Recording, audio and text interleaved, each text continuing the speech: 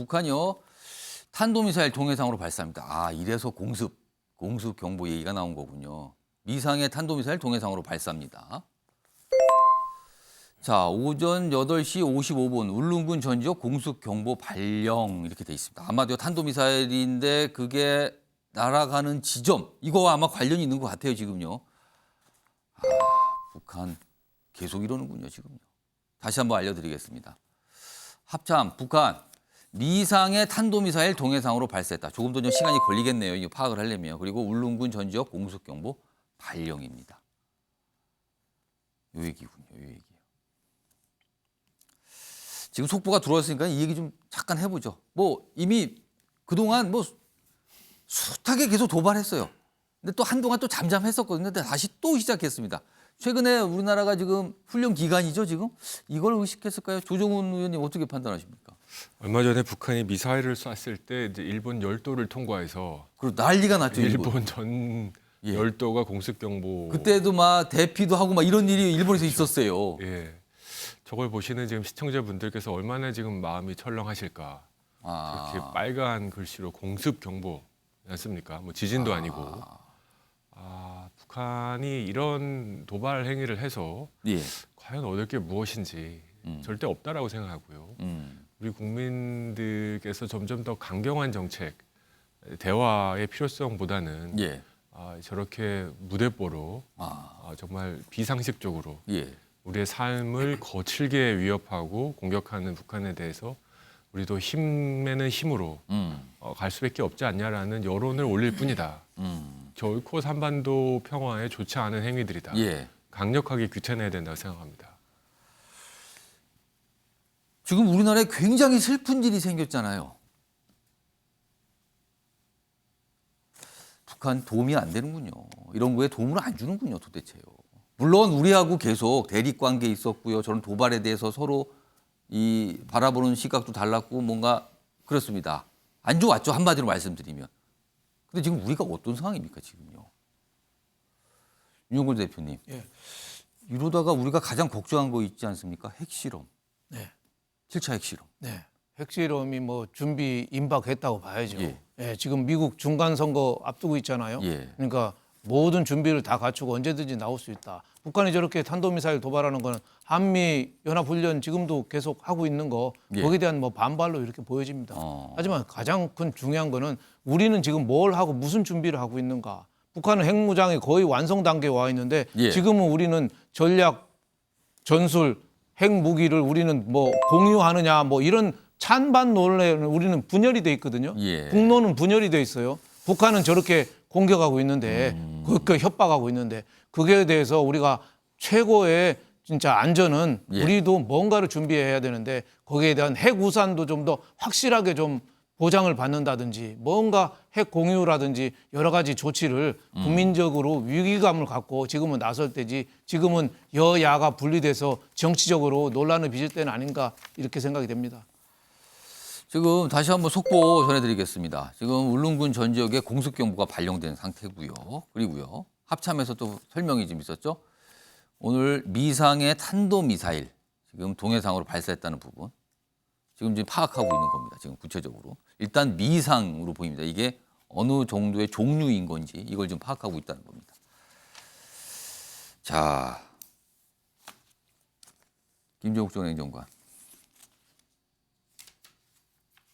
이거 어떻게 되는 겁니까? 그러면 지금 상황? 이거 북한과의 관계, 그리고 북한과의 어떤 뭐랄까요? 우리로서는 한반도 비핵화 이걸 계속 유지하고 있는 상황이거든요. 근데 이게 자꾸 우리도 다른 쪽의 주장이 나오고 있는 거 아닙니까? 그래서? 네, 맞습니다. 제가 볼 때는 북한은 이미 결정한 것 같아요. 강대강의 극한적인 대립의 국면으로 가게 하는 방법들을 선택한 것 같고요. 예. 우리가 한미 빌런트 스톰이라고 하는 훈련을 하고 있었고 200여 대 이상의 저기 비행단이 떠서 북한에게 압력으로 들어왔다고 하더라도 예. 우리 한국의 상황이 이런 상황에서 그런 탄도미사일 미상입니다만 발사했다라고 얘기하는 것은 매우 부적절하기 때문에 저희도 엄중하게 경고하고 거기에 대한 대응 조치해야 한다는 생각이 들고요. 예. 좀 아까 말씀하셨던 것처럼 저는 지금 한반도 상황에서 핵을 한국이 가질 수 없는 상황이라고 하더라도 핵에 준할 수 있을 만큼의 핵을 바로 만들 수 있을 만큼의 준비 상황들을 만들 필요는 분명히 있다는 생각이 듭니다. 기술력이라든가 준비 사항은 맞습니다. 필요하다. 예, 제가 볼 때 우리 기술로 충분히 가능하고요.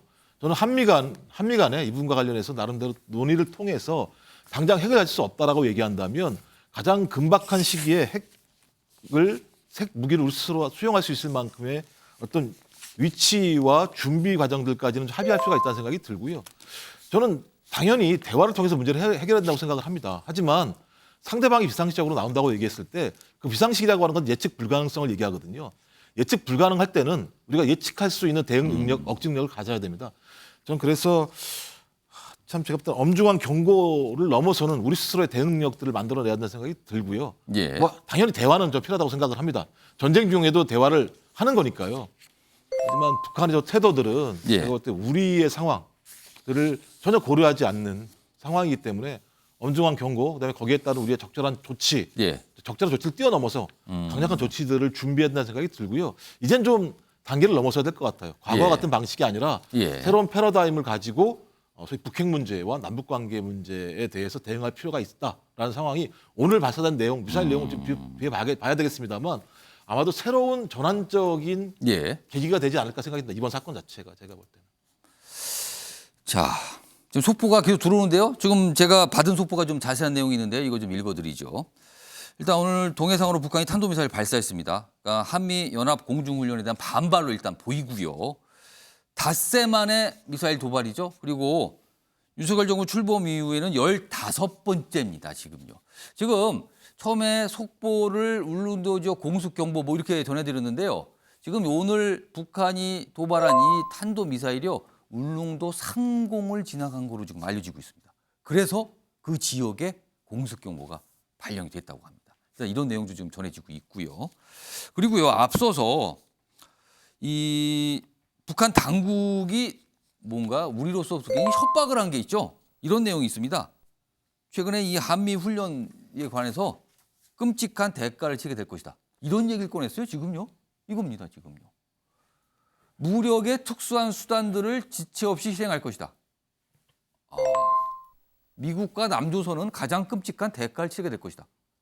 요 얘기가 나왔고요. 그리고 나서 좀 미사일 발사, 미사일 도발이 있었던 겁니다. 이번엔 울릉도 상공으로 지나간 걸로 지금 알려지고 있습니다. 그래서 공습경보가 나온 겁니다.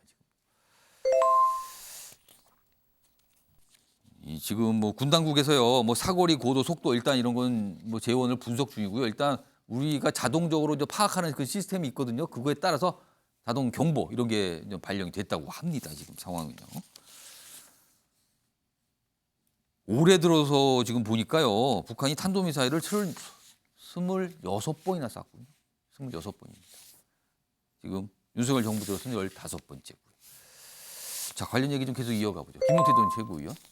사실 그동안 정치권에서요, 일본 자위대와의 군사훈련 이게 참 논란이 됐었거든요. 자, 그런데 자꾸 이런 시기에 북한이라면요, 이 논란 글쎄요, 그냥 사그러들게 되는. 사실은 국내에서 지각이 좀 나눠져 있었잖아요. 근데 자꾸만 어떤 보면 지적을 하는 시각을 사그들게 하는 뭐 이런 분위기가 되는 겁니까? 이거 어떻게 판단하십니까? 관련해서 아까 많이들 말씀해 주셨는데 이제는 핵 대 핵까지 그러니까 물론 예. 그런 방법을 지금 고민하자는 바로 실행하자는 것이 아니라 그러한 방법까지 이제 테이블 위에 놓고 고민해 봐야 될 시점이 온 것 같습니다. 과거에 냉전 시대 때는 말씀하신 대로 어떤 소련과 미국 간의 어떤 그런 관계가 있었다가 사실 냉전이 해제됐지 않습니까? 그러면서 신냉전이 다시 되면서 어떤 북한과 미국과의 관계도 굉장히 어렵고요. 미중과의 갈등 문제 또 우크라이나와 러시아의 전쟁도 끝날 기미가 보이지 않는 상황에서 계속해서 세계는 한미일과 북중러 중심의 어떤 그런 대결 구도로 갈 것으로 예상하고 있고요. 많은 미국의 정치학자들도 신냉전이 시작됐다라는 표현을 쓰고 있습니다. 그렇기 때문에 한국의 입장에서 우리나라 입장에서 국민의 생명과 안전을 지키고 동북아의 국제 정세를 지키기 위해서는 그 어느 때보다도 한미일의 군사 협력이라든지 이러한 것들이 더 강조될 것 같습니다. 자, 다시 한번 속보 전해드리죠. 지금 계속 나오고 있습니다. 윤석열 정부 출범 이후 15번째 미사일 발사고요. 지금 오늘 오전입니다. 북한이 동해상으로 탄도미사일을 발사했습니다. 지금 울릉도 상공으로 지나간 걸로 지금 알려지고 있는 상황이거든요. 그런데 그러면은 이유는 한미 연합 공중훈련 이거에 대한 반발로 보인다. 그리고요, 그에 앞서서 북한 쪽에서 우리를 향해서 협박도 좀 내놓은 상황이거든요. 아마 이 맥락으로 지금 이해는 됩니다. 예, 조정우 의원님. 예, 이런 상황에서 안보 위기 상황에서 과연 우리 정치는 무슨 얘기를 하고 무슨 준비를 해야 되는지 고민을 하는데요. 저는 어제 이재명 당대표가 이제 주미대사가 국회를 방문했을 때의 발언, 이제 한국의 전술핵을 갖는 것은 일고의 가치도 없는 무책임한 발언이다라는 발언을 저는 매우 무책임하다고 생각합니다. 국회 다수당의 야당 대표로서 이런 전술핵과 같은 민감한 문제들 공개적으로 미국 대사 앞에서 일고의 가치도 없는 행위다라고 했으면 우리 정부의 그 고민의 그 검토의 옵션을 굉장히 죽이는 예. 매우 도움이 되지 않는 발언이었다는 생각입니다. 예. 또 이제 우리가 한미일 군사 훈련을 같이 하는 것을 이제 친일 프레임으로 엮었는데요. 솔직히 얘기하면 우리 젊은 청년들 더 이상 일본 무섭지 않습니다. 일본을 무서워하는 세대들, 는 우리 정치, 특히 민주당에서 친일 프레임을 만드는 그 과정이 아직도 일본이 두려운 사람들에서 나온 생각이 아닌가 하는 생각을 합니다. 예. 더 이상 일본이 두렵지 않은 우리 젊은 세대들에게 1,000만 명씩 일본을 방문하는 우리 젊은이들을 친일로 몰 수는 없습니다. 그래서 한미일 훈련에 관한 적정성 여부, 그다음에 전술핵 이런 모든 것들을 정말 국익적 차원에서 검토를 해야 되는 상황인데 야당의 대표라는 분이 미국 대사가 공식적으로 방문하는 자리에서 예. 이런 아니면 말고 무책임한 발언들을 했다는 것에 대해서 저는 굉장히 유감의 뜻을 표하고 싶었습니다. 자, 지금 뭐 속보가 들어와서 이 얘기 계속 이어가 보겠는데요. 유영걸 전 대표님. 네. 사실은 북한이 뭐 우리가 협박도 하고요. 뭐 우리 훈련이 문제다. 그래서 마치 이제 그게 이유가 돼서 미사일을 발사했다 이런 설명이거든요. 근데 북한은 그냥 빌미만 삼는 거 아닙니까? 다 준비해 놓고요. 다 준비해놓고 강대강 끌어올리는 거죠. 그러니까 미국 중간 선거 앞두고 왜 우리를 북한을 그 관심을 안 두냐? 뭔가 빨리 핵에 대해서 우리 핵 실험 또 할 건데 뭔가 좀 내놓고 있으면 내놓고 제재 해제할 거 있으면 해놓고 뭔가 좀 선물을 내놔라. 여기에 대한 뭐 협박이라고 봐야겠죠. 예. 그러니까 계속 그 위기를 고조는 계속 그 중간 선거까지 최고로 끌어올리지 않겠느냐. 뭐 중간 선거 끝난다고도 위기는 끝난다고 보지 않습니다. 그 이후로도 또 계속 한다고 봐야죠. 그러니까 강대강 미국과 북한과의 강대강에서 우리가 어떻게 살아남느냐. 여태까지 문재인 정권은 그랬잖아요. 미국과 북한과의 갈등이다. 우리를 겨냥한 건 아니다. 그랬는데 지금 김정은 미사일을 우리 쪽으로 쏘고 있잖아요. 예. 울릉도 쪽으로 지금 넘어갔다니까 우리가 얼마나 큰 충격을 받았겠어요. 아마 6.25 이후에 이런 위기는 처음일 겁니다. 우리의 가장 큰 위기는 지금도 위기라고 인식하지 못하는 게 가장 큰 위기가 아닌가. 예. 지금도 북한, 친북 이런 분들하고 내분이 지금 심각하잖아요. 예. 북한은 위기를 위기라고 생각 안 하잖아요. 지금도 어떻게 보면 이걸 정쟁의 계기로 좀 삼고 있잖아요. 지금은 우리가 진실의 문에 서서 한국의 안보에 대해서 정말 한 차원 끌어올리는 특히 핵에 대한 대비 여기에 대한 생각이 좀 더 빨리 앞서야겠다. 아니 핵 우산도 완전하다고는 볼 수 없잖아요. 예. 미국이 주춤하면은 우산 들고 잘 안 빌려주면 어떻게 할 수가 없는 거예요. 그러니까 그걸 자동적으로 어떻게 할 수 있는 좀 더 센 방안이 좀 없는가. 그리고 전략 핵 공유라는 문제도 미국에서 돈 많이 드는데 예. 그러면 우리가 상당 부분 경제적인 대가를 지불하더라도 상시적으로 전략 핵 배치를 좀 상시화할 수 있는 거를 우리 측이 어느 정도 부담해서도 할 수 있는 건가. 여러 가지 정말 우리 안보에 도움이 되는 현실적인 문제를 지금은 논의해야 될 때 아닌가 이런 생각이 좀 듭니다. 자, 지금 속보 전해드리고요. 관련 내용 좀 급하게 좀 진행 중인데요. 다시 한번 말씀드리면 북한이 조금 전에 동해상으로 미상의 탄도미사일 발사했습니다. 지금 우리 당국이 그 재원에 대한 파악 중이고요. 그리고 울릉군 전 지역에는 공습 경보가 발령된 상태입니다. 왜냐하면 지금 울릉도 상공으로 지금 지나간 걸로 알려지고 있기 때문이거든요. 자, 국방부 연결해서 자세한 소식 지금부터 좀 알아보겠는데요. 권용범 기자가 준비하고 있습니다. 지금까지 들어온 내용 그리고 자세한 내용 좀 설명 좀 해주시죠, 권 기자. 네, 합동참모본부는 북한이 동해상으로 미상 탄도위를 발사했다 이렇게 밝혔습니다. 미사일의 정확한 사거리와 재원 등은 아직 파악되지 않았는데요. 합참은 미사일 한 발은 울릉도 방향으로 가다가 공해상으로 떨어졌다며 추가 상황이 있다 이렇게 전했습니다. 오전 8시 55분부로 울릉군 전 지역엔 공습 경보가 발령이 됐고요. 공습경보는 보통 실제로 적기가 공습을 해왔을 때 이를 알리는 행위이자 신호입니다. 공습경보가 발령된 지역에 계신 분들은 지금 바로 가까운 지하시설로 대피하시기 바랍니다. 현재 한미는 연합공중훈련 비질런트 스톰 훈련을 진행 중인데요.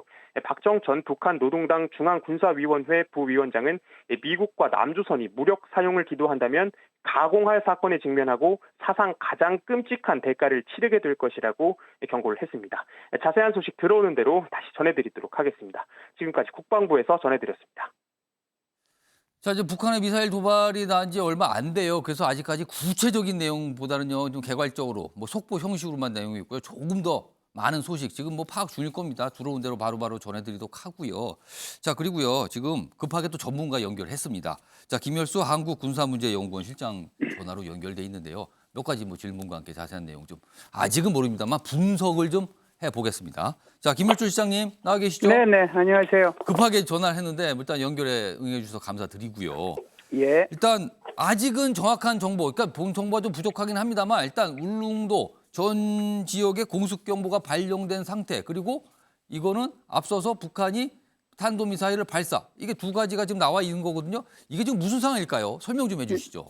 글쎄요, 지금 뭐 공개된 정보는 지금 말씀하신 것처럼 동해상으로 미사일이 발사가 됐고 울릉도 전역에 지금 공습경보가 내려져 있다. 그 이상 저도 뭐 더 들어온 정보가 없기 때문에 거기에 대해서 더 이상 말씀드릴 것은 없고요. 예. 다만 전체적으로 이렇게 보면 이럴 가능성은 있었겠구나 그런 생각은 들죠.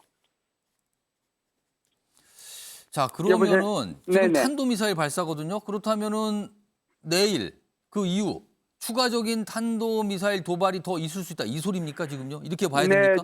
아니죠. 이게 지금 어떤 거냐면은 지금 한국하고 미국하고 비질런트 스톰 훈련을 하고 있잖아요. 이게 지금 한미 공군기 240대가 동원이 돼서 31일부터 4일까지 이렇게 나흘 동안 훈련을 하도록 되어 있는데 지금 현재 사흘째 훈련이 진행되고 있는 거고요. 두 번째는 핵태세 검토 보고서가 27일 날 미국에서 발표를 했죠. 예. 그 발표를 하면서 북한이 핵 사용하면 정권의 종말로 기결될 것이다라고 얘기를 하면서 그때 당시에 그 미국의 국방부 장관이 이 얘기를 했습니다. 그런데 여기에 대한 그 북한의 대응은 뭐냐 하면 예. 북한의 그 외교부 외무성 대변인 담화도 한번 발표가 됐고요. 또 이제 어제는 북한 박정천 노동당 중앙군사위원회 부위원장이 그 얘기를 하게 됐는데요. 지금 북한 외무성 대변인 담화는 뭐라고 그러냐면 예. 미국이 계속 엄중한 군사적 도발을 가해올 경우 예. 보다 강화된 다음 단계 조치들을 고려하게 될 것이다. 이렇게 얘기를 했고요. 박정천 북한 노동당 중앙군사위원회 부위원장은 예. 만일 북한을 겨냥해서 한미가 무력을 사용할 경우에는 예. 끔찍한 대가를 치르게 될 것이다. 이렇게 이제 위협을 했죠. 예. 그래서 이거를 이제 북한 외무성 담화하고 북한 그 박정천 중앙군사위원회 부위원장이 말한 내용을 종합해 보면 예. 북한은 앞으로 계속해서 ICBM이나 SLBM이나 또는 뭐 미사일 도발이나 그런 것을 할 것이다라고 하는 것을 경고를 해준 건데요. 예. 지금 사실상 이 울릉도로 넘어간 이 미사일이 이런 차원에서 만일에 미사일이 넘어갔다라고 하면 아마 이런 차원에서 북한이 지금 도발한 것이 아닌가 이렇게 생각을 합니다. 예. 이게 자, 지금 미사일이 한 발만 지금 합참에서 보고를 한 거잖아요. 예. 그러니까 미사일이 이게 한 발일지 몇 발일지는 아직까지 뭐 그렇습니다. 파악된 것은 없고요. 예. 이게 실제로 울릉도 상공을 그냥 통과한 건지 울릉도에 떨어지고 있는 건지 예. 이것도 지금 현재까지는 우리가 알 수는 없죠. 일단 알려지는 거는 울릉도 상공을 지나가는 걸로 간 걸로 지금 그게 알려지고 있거든요. 네네. 그것도 좀 추가적인 뭐 사실 확인 좀 필요합니다만 일단 알려지긴 그렇습니다. 자, 그렇다면요. 사실 북한은 미사일 굉장히 지금 많이 발사하고 있거든요. 특히 윤석열 네. 정부 들어서.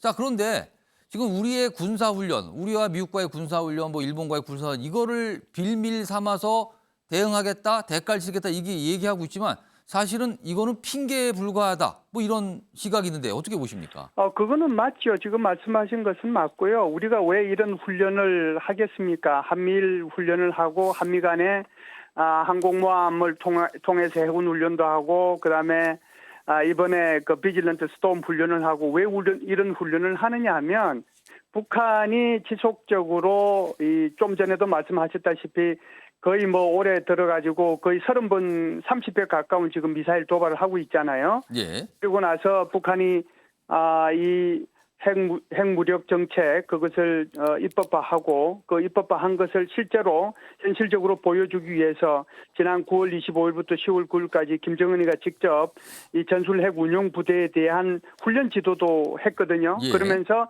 핵 공격력을 강화하고 선제 타격을 하겠다라고 얘기했기 때문에 여기에 대한 억제력을 발휘하기 위해서 우리는 한미 간에 이런 훈련을 하고 있는데 북한은 오히려 이것을 빌미로 삼아서 지금 우리한테 도발하고 있다 이렇게 보는 거죠. 이것은 핑계고요. 예. 다음 단계에 더 높은 그런 이런 도발을 하기 위한 전 단계로서 이런 지금 도발을 하고 있다 이렇게 보죠.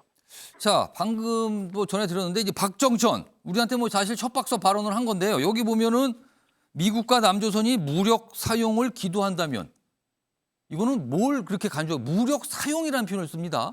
근데 우리는 지금 훈련하고 있는 거거든요. 이건 어떤 의미로 북한은 예. 어떻게 판단하겠다는 겁니까? 네, 우리가 지금 하는 훈련은 지금 뭐 올해만 하는 훈련은 아니었고요. 예. 또 그전에도 뭐 쭉 이렇게 훈련을 했지만 1953년 정전협정 이후 지금까지 우리가 북한에 대해서 먼저 공격한 적은 단 한 번도 없었지 않습니까? 그럼에도 불구하고 북한은 이제 이런 식으로 표현을 하는 거죠. 게다가 이제 비질런트 스톰이라고 하는 것을 통해서 한미 공군기가 240대가 한반도 상공에 뜨니까 북한으로 봐서는 굉장히 부담을 느낄 수 있는 것은 사실입니다. 그러다 보니까 이제 표현을 이렇게 얘기를 하는 거죠.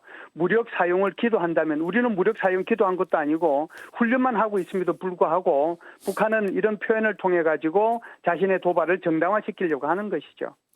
자, 그리고 우리가 지금 가장 걱정하는 게 추가 핵실험 아닙니까? 지금 그동안 시기이상 뭐 10월 말 11월 초 이런 얘기가 나와 있거든요. 근데 지금 11월 초로 접어들었습니다. 이 핵실험, 7차 핵실험 전망 어떻게 보십니까? 저는 이제 어떤 식으로 이걸 파악을 하고 있었냐 하면은 전반적인 정세로 볼 때 지금 우리 이 이태원 참사라고 하는 것이 이게 보통 문제가 아니지 않습니까? 예. 온 국민들 슬픔에 젖어 있고 정말 민족적으로 이 슬픔에 젖어 있을 텐데 그래서 저는 그런 판단을 했어요. 적어도 이 애도 기간이 끝날 때까지는 북한이 도발은 안 할 것이다.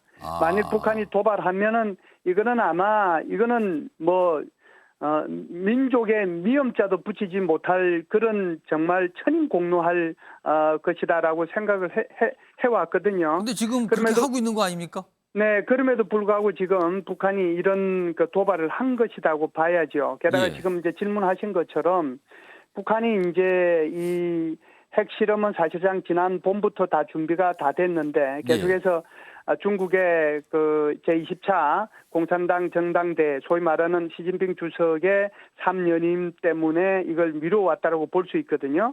그래서 이제 이 제20차 당대회가 끝나고 그리고 미국의 중간 선거가 있는 11월 8일 이전에 만일 북한이 핵실험을 한다면 이 기간 한 10여일 동안에 핵실험을 하게 될 것이다. 이렇게 이제 생각을 하고 있었거든요. 그런데 지금 북한이 계속해서 외무성 대변인 담화를 보면 이렇게 얘기를 한단 말이죠. 미국이 계속 엄중한 군사적 도발을 가할 경우 보다 강화된 다음 단계 조치. 그렇다라고 하면 오늘 이 북한이 도발하고 있는 이 미사일 도발은 이것이 한 번으로 끝나지 않고 여기에서 다음 단계라고 하면 그것이 바로 제7차 실험으로 연결될 수도 있겠다 이런 생각은 합니다. 이건 아무리 북한이 자기네들의 그 어떤 그 시간표가 있고 또 자기네들의 전략적 계산이 있고 그런다고 하더라도 지금 이 애도 기간에 이런 일이 있다는 것은 이것은 정말 저도 참 흥분 안 하는 사람 중에 하나인데 참으로 이거는 참기 좀 어렵네요. 사실 러시아 푸틴 대통령 지금 전쟁을 벌여서 전 세계 비난받고 있고 문제가 많이 발생했는데 러시아에서도 우리나라한테 위로 이런 거 보냈거든요. 조전도 보내고. 네. 자, 그런데 지금 사실은 우리 입장에서 굉장히 좀 당혹스럽습니다. 뭐 워낙 비상식적 행동을 많이 하는 집단이 북한이기 때문에 그렇긴 한데요. 지금 핵실험 얘기 잠깐 하셨어요. 근데 그 이후에 그 단계까지 가기 전에 추가적인 미사일 도발, 또 거리가 늘어나거나 이러고 여러 가지 형태의 그것도 좀 예상이 된다는 말씀이신가요? 다시 한번 좀 질문 드리겠습니다. 그래서 이제 미사일 도발 같은 경우에는 이게 어떻게 보면 이제 동해상으로 미사일 발사한 것이 이래서로 끝날 수도 있고요. 예. 그래서 저는 이제 이게 더 진전된 이제 정보가 안 들어오기 때문에 안 들어오고 지금 울릉도에서 어떤 일이 나고 있는지 그쪽 주민들하고 뭐 전화 통한 게 없어서 예. 실제로 뭐 현 상황이 어떨지는 모르겠는데 계속해서 연평도 생각이 나거든요. 그러기 때문에 이게 뭐 연평도처럼 그렇게 쏠 수 있는 거리는 아니죠. 예. 그럼에도 불구하고 미사일이 정말 그냥 단순히 그 울릉도 상공을 통과해서 지나간 것인지 그렇지 않으면 울릉도 부근에서 떨어진 것인지 여기에 대한 이제 면밀한 그 정보가 좀 더 추가적으로 있어야 될 것 같고요. 예. 이걸 기반으로 해서 다음 단계의 강화된 다음 단계의 조치, 그 다음 단계의 조치가 바로 뭐 그것이 대륙간 탄도미사일은 ICBM일 수도 예. 있고 LBM 잠수함 탄도미사일일 수도 있고요. 그리고 이제 제7차 핵실험일 수도 있는데 예. 지금 현재 이제 가능성이 있어 보이는 것은 7차 핵실험의 가능성이 있다라고 봐야죠. 다음 단계의 조치를 할 가능성이 있고요. 예. 좀 전에 앵커님께서 말씀을 하셨지만 우리가 상대방을 바라볼 때 예. 나하고 같이 생각할 것이다라고 이렇게 그 상대방을 바라보고 얘기를 이제 하는 경우가 많잖아요. 예. 그것을 우리는 거울 이미지라고 표현을 합니다. 미러 이미지라고. 그래서 제가 아까 이제 판단이 잘못됐다라고 하는 것도 예. 적어도 우리의 애도 기간 동안에는 북한이 도발하지 않을 것이다. 라고 북한을 이제 제 얼굴 우리의 쳐다보듯이 기준으로 보신 거군요, 그러면은. 네, 제가 생각하듯이 북한도 적어도 거기까지는 아마 고려하지 않겠는가라고 생각을 했는데 아까 앵커님도 말씀하신 것처럼 정말 상식으로는 이해할 수 없고 또 우리의 생각을 그대로 투영해서 북한을 판단하는 것은 참 위험하겠구나 이런 생각을 다시 한번 하게 됩니다. 자, 김열줄 시장님 마지막 질문 좀 드릴게요. 일단 이것도 네네. 가정을 해보는데요. 만약에 북한이 7차 핵실험을 감행을 했습니다. 네. 아주 제일 큰 도발을 결국에는 한 겁니다. 네. 자, 그 이후에 우리는 어떻게 대응을 할 수 있습니까? 7차 핵실험을 하게 되면 아마 그 우리 NSC에서도 계속해서 이제 그 발표하고 있고 한미일 이 북핵 대응과 관련된 차관급 회의를 통해서도 그런 이제 발표를 계속해 왔는데 아마 그 전에 북한이 1차부터 6차까지 핵실험했을 때 하고는 좀 대응이 다른 차원으로 대응하게 될 것이다라고 얘기를 했거든요. 예. 그게 아마 이제 외교적인 차원이 있을 거고 군사적인 차원이 있을 겁니다. 외교적인 차원으로는 아마 이 문제를 가지고 다시 유엔 안전보장이사에 가져가봤자 예. 중국이 절대로 또 러시아가 절대로 여기에 동의해 줄 리가 없기 때문에 안보리 결의안은 힘들다라고 봐요. 예. 그럼에도 불구하고 국제사회의 그 독단적인 또는 유럽연합의 이런 또 우리와 한미일 간의 독단적인 어떤 대북 제재가 필요하다라고 보고요. 두 번째는 이제 군사적인 조치겠죠. 그 군사적인 조치로서 우리의 그 한미 확장 억제력이 훨씬 더 현실화될 수 있는 그런 노력들을 해야 되고요. 예. 여기에 추가해서 정말 고민해야 될 것이 있습니다. 이제는 북한이 사실상의 핵무기 보유 국가가 됐고 전술핵 운용 부대까지 다 이제 점검 다 했고 게다가 이제 핵 공격 능력을 더욱 강화하겠다라고 하는 이런 입장에서도 우리가 태평인 것처럼 이렇게 행동하거나 정책을 수립하거나 예. 해서는 안 되거든요. 지금 사실상 우크라이나 사태가 일어나니까 폴란드조차도 자기 나라에 전술 핵무기를 배치해달라고 하는 그런 상황입니다. 예. 그렇기 때문에 정말 북한이 7차 핵실험을 정말 하게 되면 우리 한국 사회에서 이미 한 70% 정도의 국민들께서 예. 우리도 핵무장해야 된다라고 얘기하고 있잖아요. 예. 그래서 이 문제와 관련돼서 다양한 옵션들이 있을 수 있습니다. 예. 그러니까 우리 뭐 한국식 핵 공유를 해야 된다, 또는 전술 핵무기를 배치해야 된다, 또는 나토식 핵 공유를 해야 된다, 또는 핵무장을 해야 된다, 이런 여러 가지 옵션들이 있는데 이런 옵션들을 책상 위에 다 올려놓고 정말 국민적인 어떤 동의를 끌어내서 북한의 이런 그 핵 위협에 대응할 수 있는 특단의 그런 조치들이 좀 필요하지 않는가 이런 생각을 합니다. 알겠습니다. 지금까지요 한국군사문제연구원 김열수 안보전략실장이었습니다. 급하게 연락드렸는데 자세한 설명 감사드리겠습니다. 네. 자, 또 다른 현장 지금 전화로 연결돼 있거든요. 지금 뭐 원중희 기자가 준비 중인데요. 지금 이 아침에 이제 속보 나오는데 뭐 대통령실 그리고 국가안보회의도 뭐 기민하게 대응하고 움직임이 들어갔는데 취재 기자 원중희 기자 준비하고 있습니다. 지금 상황 좀 전해주시죠. 네, 대통령실도 곧바로 NSC 상임위원회를 열어 대응 방안을 논의할 것으로 보입니다. 윤 대통령은 조금 전인 오전 9시 서울시청에 설치된 이태원 참사 사망자 합동 분향소를 찾아 조문했는데요.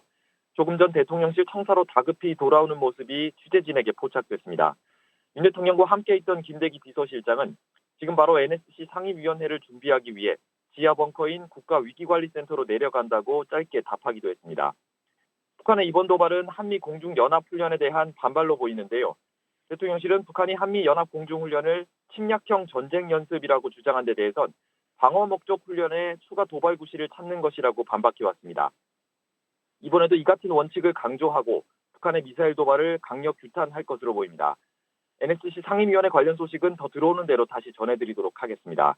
지금까지 용산 대통령실 청사에서 MBN 뉴스 원중입니다.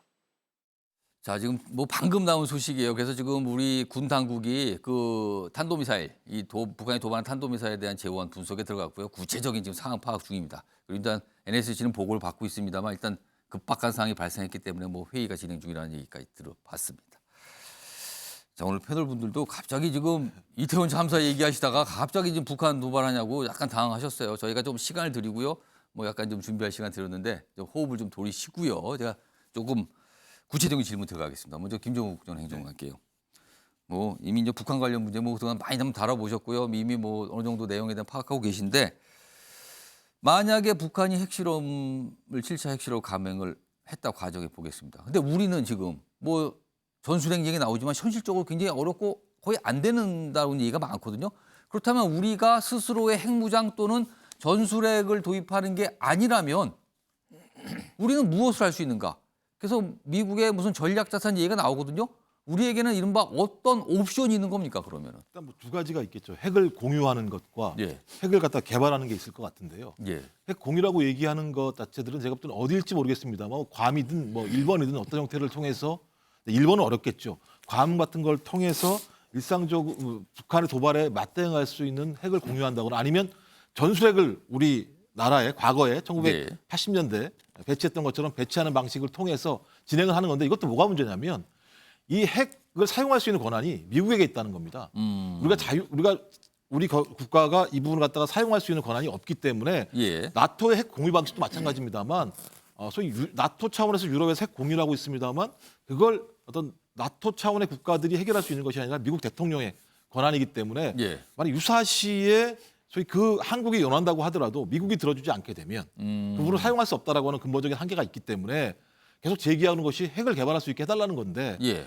소위 NPT라고 하는 소위 비확산 체제, 핵을 개발할 수 없다라고 하는 국제적인 체계가 그렇습니다. 있기 때문에 그 체계 속에서 한국만 예외적으로 핵을 보유하게 해줄 수도 없는 상황. 우리도 묶여 있는 거죠 거기. 딜레마가 분명히 있는 거죠. 예. 좀 그렇기 때문에 아까도 방송에서 말씀드렸던 것처럼 그 항공모함을 계속 그러니까 핵을 가지고 있는 항공모함을 예. 반복적으로 주기적으로 하게 되는 과정 같은 경우는 제가 볼 때 그것을 미국이 허용할 수 있을 것인가라는 부분이 좀 그건 또 고민스러운 엄청난 대목들이- 비용 문제가 예, 발생하는 거 아닙니까? 고민스러운 대목이 있고요.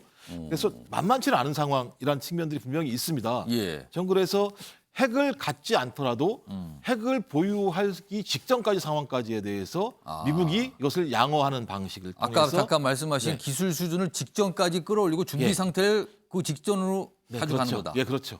이런 정도로 할 수 있는 할 수 있는 게 중요한데 이제 문제는 한미 간에 긴밀한 협력이 필요해요. 협의가 필요하고 왜 그러냐면 아까 말씀하신 핵 태세 보고서 같은 게 나와서 예. 핵 실험을 하게 되면 거기에 응징할 수 있는 조치를 취하겠다라고 한편으로 얘기하면서 또 미국에 있는 군비통제 국제안보차관은 뭘 얘기하냐면 핵 군축 협상을 얘기해요.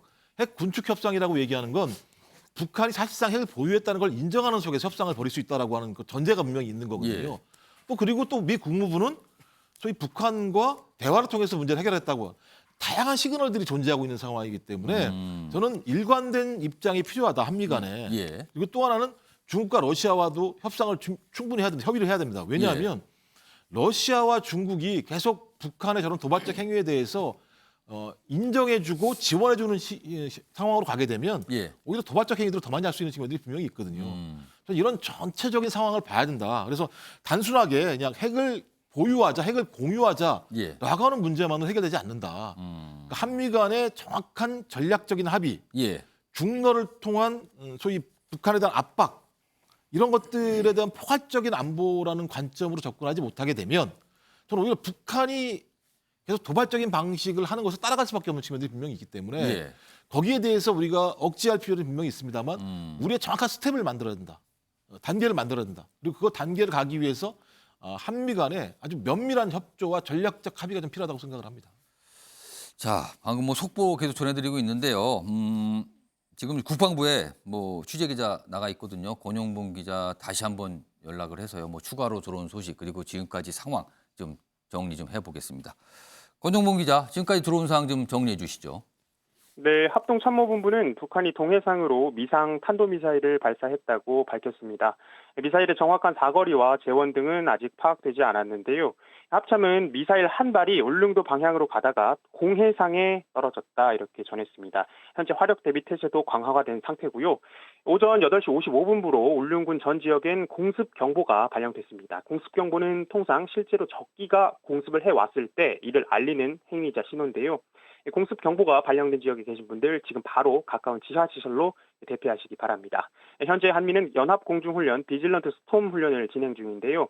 박정천 북한 노동당 중앙군사위원회 부위원장은 미국과 남조선이 무력 사용을 기도한다면 가공할 사건에 직면하고 사상 가장 끔찍한 대가를 치르게 될 것이라고 경고를 했습니다. 자세한 소식 들어오는 대로 다시 전해드리도록 하겠습니다.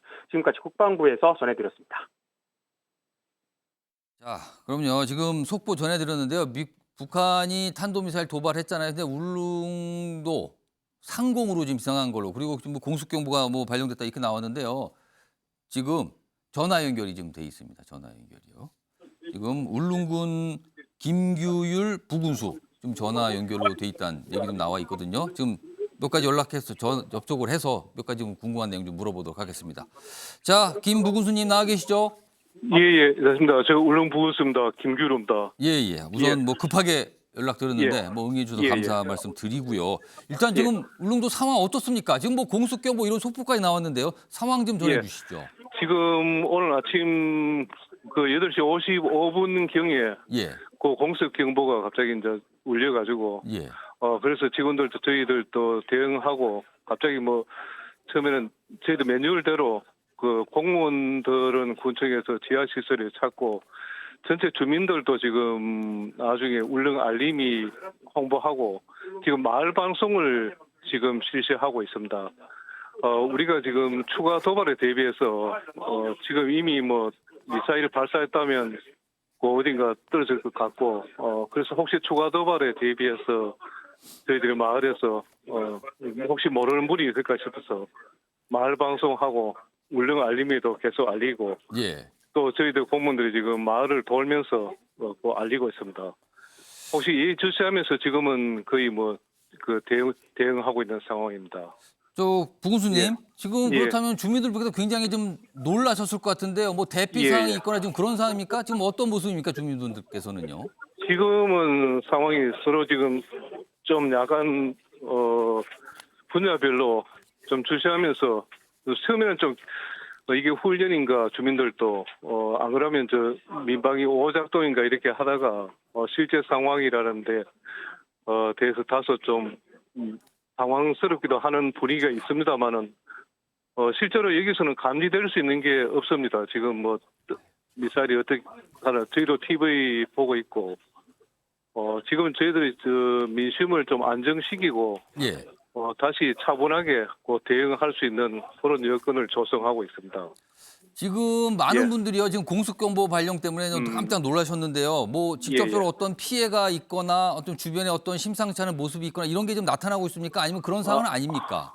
지금은 저희들이 뭐 느낄 수 있는 그런 상황은 없습니다. 저희들 여기서 뭐 소리라든가 포성이라든가 뭐 여러 진동이라든가 그런 걸 느낄 수는 없고 단지 이제 울릉의 공습 경보로 인해서 그 포항에서 울릉 가는 여객선은 지금 출발을 했다가 다시 회항하고 기지국에서 지금 어선들 대피하고 예.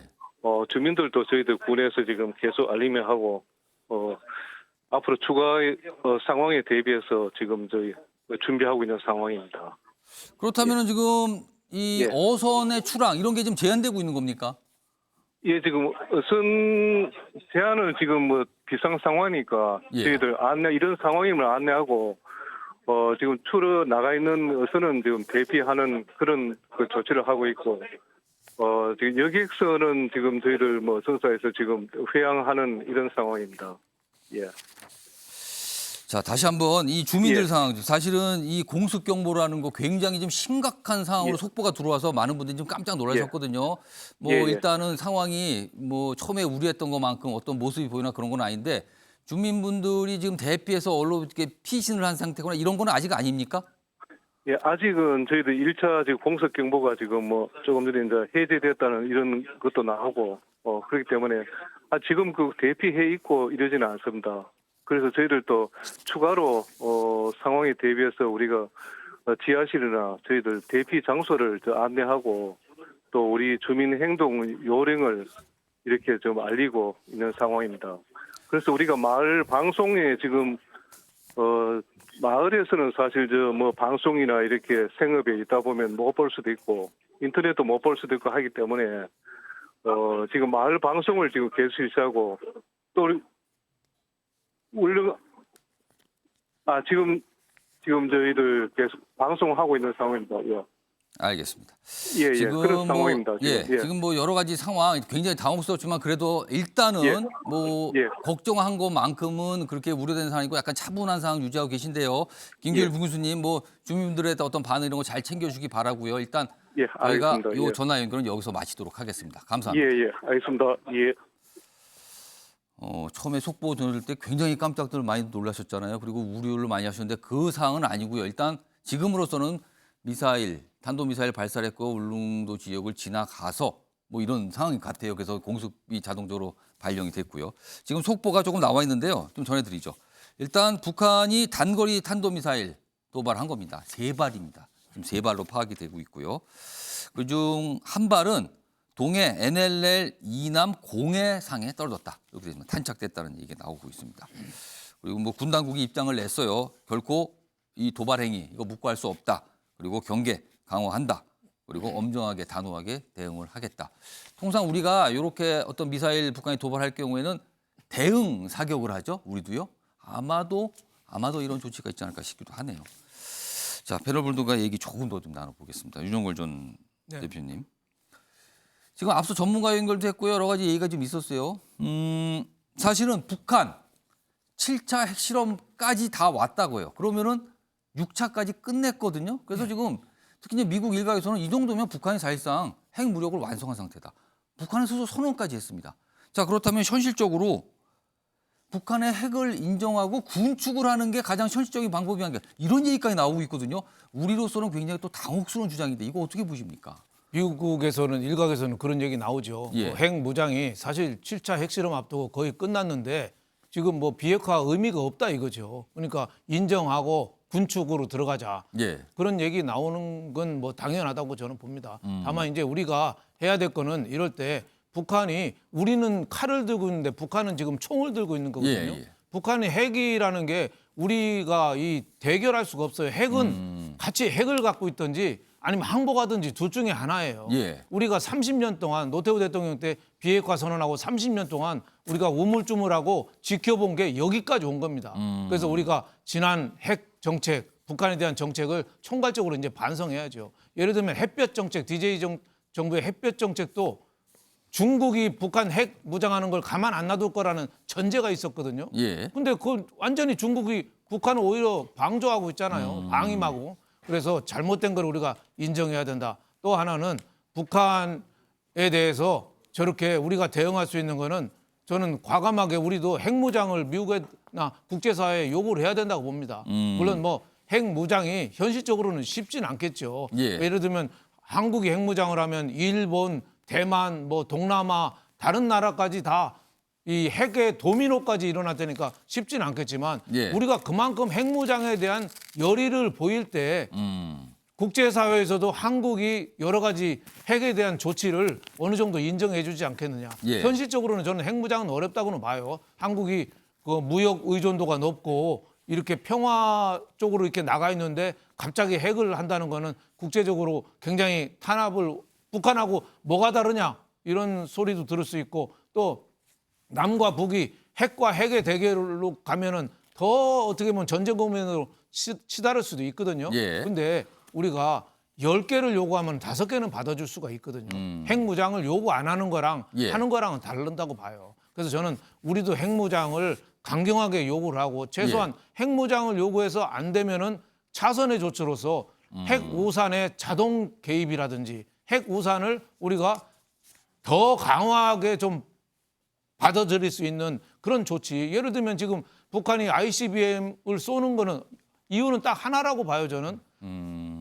미국 하와이나 괌이나 일본을 타격할 수 있는 IBCM을 북한이 갖고 있으면 예. 한국의 유사시에 지원군이 미국에서 올 수 있겠어요? 굉장히 한 번 더 생각하지 않겠어요? 예. 그런 걸 염두에 두고 저렇게 하는데 그게 미국하고 한국하고 더 좀 협의를 해서 예. 이런 거에 불구하고 한국에 자동 개입을 한다든지 핵 우산을 강화한다든지 예. 이런 조치가 좀 필요하다. 저는 이런 생각이 들어요. 지금 핵은 잠재적인 위험이 아니라 우리 눈앞의 현실입니다. 그래서 알겠습니다. 우리가 내부적으로도 단결해야 되고 정말 핵 무장에 대해서 우리가 국제사회에 그 필요성을 설파해야 된다고 저는 봅니다. 알겠습니다. 자, 지금 속보 계속 전해드리고 있는데요. 뭐 추가적인 나오면 좀 더 자세한 내용이 있거든요. 지금부터 제가 좀 전해드리도록 하죠. 북한이 단거리 탄도미사일 3발을 오늘 오전 발사했는데요. 오전 8시 51분 경입니다. 지금 발사 장소는요. 강원도 원산 일대로 파악되고 있고요. 동해상으로 발사가 됐습니다. 3발입니다. 그리고요. 그중에 하나는요. 동해 북방한계선 NLL 이남 공해상에 떨어진 것으로 파악이 되고 있습니다. 지금 뭐 군 당국에서요, 뭐 결코 묵과할 수 없다, 뭐 어떻게 단호하게 대응할 것이다, 뭐 이런 입장까지 나온 상태입니다. 자, 김종욱 전 행정관. 자, 같은 질문 드릴게요. 사실 미국 내에서 어떻게 보면 앞서가는 걸 수도 있고요. 그런데 단순히 흘려만 듣기도 어려운 상황. 그러니까 북한의 핵을 인정하고 군축하는 게 낫다. 이게 현실적이다. 이런 주장이 일각에서 나오고 있는 거거든요, 지금요. 이 이걸 문제가- 어떻게 좀 봐야 됩니까, 이 우리가? 문제가 일각이 아닙니다. 아까도 말씀드렸습니다만 군비통제국제안보차관 국무부에 있는 이 직접적으로 이제 공식적인 얘기는 아닙니다만 핵 군축 협상 가능하다는 얘기를 했어요. 그러니까 핵 군축 협상이 가능하다는 얘기는 북한이 핵을 가진 것을 인정하겠다. 그 인정선상에서. 그러니까 당연히 핵을 그러니까 군축 협상이라고 하는 것은 핵이 있다는 걸 전제로 하는 거니까요. 예. 이 부분 얘기가 나왔기 때문에 저는 일각의 문제가 아니고 미국은 좀 두 가지가 있는 것 같습니다. 그러니까 진보적인 측에서는 북한의 핵을 가지고 있다는 것을 사실상 인정하고 핵 군축으로 가자라는 측면들의 얘기가 있는 것 같고 보수 쪽 같은 경우는 소위 한국에게 핵을 보유할 수 있는 권한을 주자라고 하는 두 가지의 논의들이 미국 내에서 아주 지금 긴밀하게 벌어지고 있는 것으로 제가 알고 있습니다. 근데 미국 국무부의 공식적 입장이나 바이든 행정부의 공식적 입장 같은 경우는 소위 한반도의 비핵화라고 하는 원칙, NPT 체제를 유지해야 한다는 원칙들을 계속 고수하고 있는 상황이기 때문에 북한에 대해서도 비핵화를 요구하고 비핵화 문제를 해결하기 위해서 대화를 통해서 문제를 해결해야 된다는 원칙들을 고수하고 있는 그러니까 매우 지금 복잡한 상황에 처해 있는 것이고요. 이 상황을 활용해서 북한은 계속 강대강의 방식을 통해서 도발을 갖다가 지금 도모하고 있는 측면이거든요. 예. 전 그렇다면 북한은 둘 다 요구할 수 있겠죠. 비핵화를 요구한다면 당신들이 비핵화에 상응할 만큼의 제재 해제의 내용들을 내놓지 않으면 협상하지 않겠어라고 얘기할 것이고 또 만약에 좋아 나는 핵을 보유했기 때문에 뭐 비핵화라는 토론을 하지 마. 핵 군축 협상을 가. 이 두 가지의 카드를 가지고 계속 공세를 가할 거라는 생각이 듭니다. 예. 저 그렇다면 우리는 좀 매우 어려운 상황에 처할 수밖에 없는 거죠. 제가 볼 때 미국이 우리에게 핵을 보유하는 것을 용인하지 않을 거라고 봐요. 그러니까 확장 억지에 대한 확실한 보장을 할지언정 소위 한국이 핵을 가질 경우 말씀하신 것처럼 일본, 대만 주변에 다 도미노처럼 핵을 갈 수밖에 예. 없는 상황입니다. 이건 동아시아 지역의 NPT 체제의 붕괴뿐만 아니라 전 세계적인 NPT 체제 붕괴를 얘기하는 상황인 것이고 예. NPT 체제가 미국의 리더십 중에 가장 중요한 하나의 그 체제이기 때문에 좀 유지할 거라고 보기 때문에 저희가 할 수 있는 방법들은 어떻게 하면 우리 국민들이 신뢰할 만큼 그리고 북한이 보기에도 이 정도라고 하면 어려울 만큼의 확장 억지력들을 만들어낼 수 있을 것인가에 대한 협상을 해야 된다. 그런데 이 방안 자체와 관련해서 미국이 어느 정도의 내용을 줄지 모르겠어요. 예. 왜냐하면 전술핵을 반입한다라고 하는 것은 매우 어려운 결정 중에 하나입니다. 전술핵을 반입하는 순간 예. 그것이 미국이 그것을 결정한다고 하더라도 예. 실제로 남북 모두에 전술핵 무기가 존재한다는 거거든요. 이거 매우 대결적인 국면으로 갈 수밖에 없는 것이고 예. 항상적인 위협이 있는 것이고 북한이 전술핵에 대해서 소위 법제화시켜서 선제적으로 공격할 수 있다고 얘기하는 거라고 얘기한다면 남북 모두 소위 핵전쟁이 가능하다는 상황으로 갈 수 있는 거거든요. 이것을 인정할 수 있을 것인가 이 정도의 위협적인 상황에 대해서 소위 남북뿐만 아니라 주변국들도 동의할 수 있을 것인가라고 하는 복잡한 상황들이 벌어지기 때문에 예. 이 문제들에 대해서는 어떻게 확진적으로 얘기할 수 없는 상황이라고 저는 판단이 들어요. 그래서 아까 말씀 다양한 내용들을 테이블에 올려놓고 적어도 우리가 아주 가까운 시일 내에 핵무기를 보유할 수 있을 정도의 능력을 확보하는 문제랑 예. 또 하나는 핵 공격이 아닌 방식의 비핵적인 공격을 통해서 북한의 핵 능력을 갖다 초토화할 수 있는 방법들 예를 들면 현무, 4, 5 시리즈든 예. 예. 이런 다양한 억지 능력을 가지는 것을 중심으로 고민을 해야 된다는 생각이 한 축인 거고요. 예. 또 하나는 어쩔 수 없습니다. 대화를 할 수밖에 없는 측면들은 분명히 있어요. 뭐 미국도 몰라가지고 이렇게 하겠습니까? 대화하자는 얘기는 예. 현실적으로 존재하고 있는 소위 북한의 핵에 대해서 정밀 타격을 할 수 있는 상황도 아니잖아요. 1994년도 같은 경우 클린턴 행정부에서 트럼프 행정부도 그걸 고려했다는 거 아니겠습니까? 소위 정밀 타격을 통해서 핵 능력을 억제하겠다고 얘기했었는데 그것을 실행했을 때 발생할 엄청난 비용과 희생이라고 하는 측면 때문에 예. 이걸 실행하지 못했는데 지금은 더 고도화된 거 아니겠습니까? 그 상황 자체가. 그랬을 때 이 판단이라고 얘기하는 건 소위 남북에 있는 국민들 또는 북한 주민들의 예. 엄청난 희생들을 전제할 수밖에 없는 결정이기 때문에 예. 매우 어려운 판단이다. 그래서 참 저도 이 곤혹스럽습니다. 이 상황과 관련해서. 근데 그러니까 지금요, 사실 아까도 이 속보 전해드린 초기에 말씀드렸지만 지금 우리가 굉장한 비극을 맞은 상태거든요.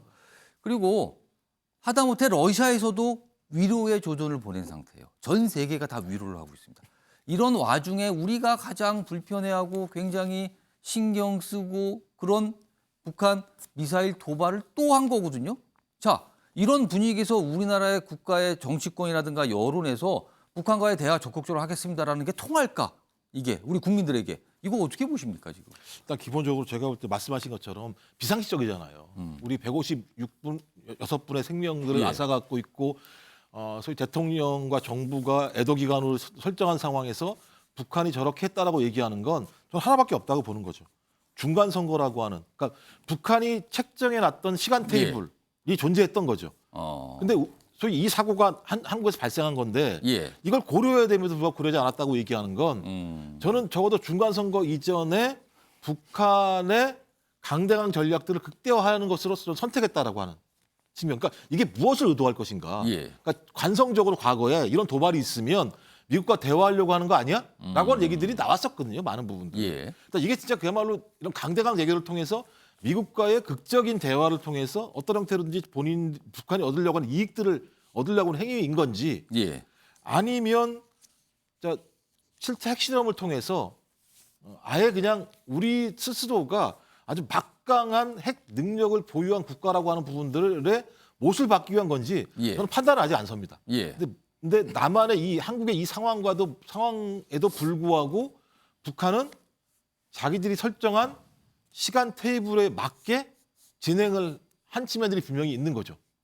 저는 그래서 뭐라고 좀 예단할 수 없습니다만 북한은 자기가 선택한 계획대로 앞으로 가게 될 거다.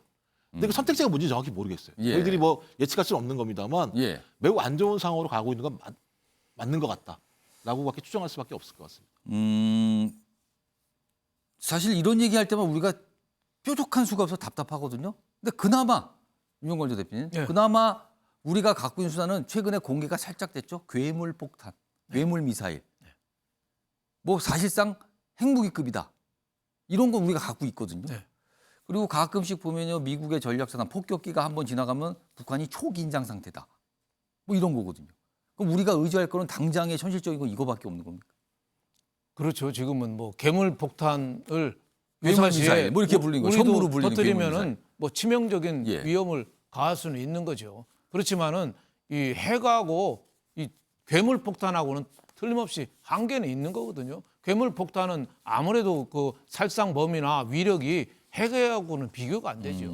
핵이라는 거는 뭐 한 도시 자체가 그냥 일본의 히로시마나 예. 나가사키 보면은 도시 자체가 절멸이 될 정도로 그 위협의 강도는 뭐 비교가 안 된다고 봐야죠. 북한이 지금 비질런트 스톰 때 우리 비행기가 한미가 240대 떴으니까 거기는 지금도 우리 지난번에 훈련할 때 북한도 같이 비행기를 띄웠는데 예. 하도 고물이라 비행기가 뜨다가 추락했다는 거 아니에요? 뭐 여러 가지 사고가 발생했다는 얘기도 들렸죠. 그렇죠. 탄약도 북한은 남한에 대비해서 북쪽 경사면 산악지역 북쪽 경사면에다 예. 저장을 해놨는데 지금 굉장히 많이 썩고 막 엉망이래요. 그래서 유일하게 의존하는 게 지금 핵이랍니다.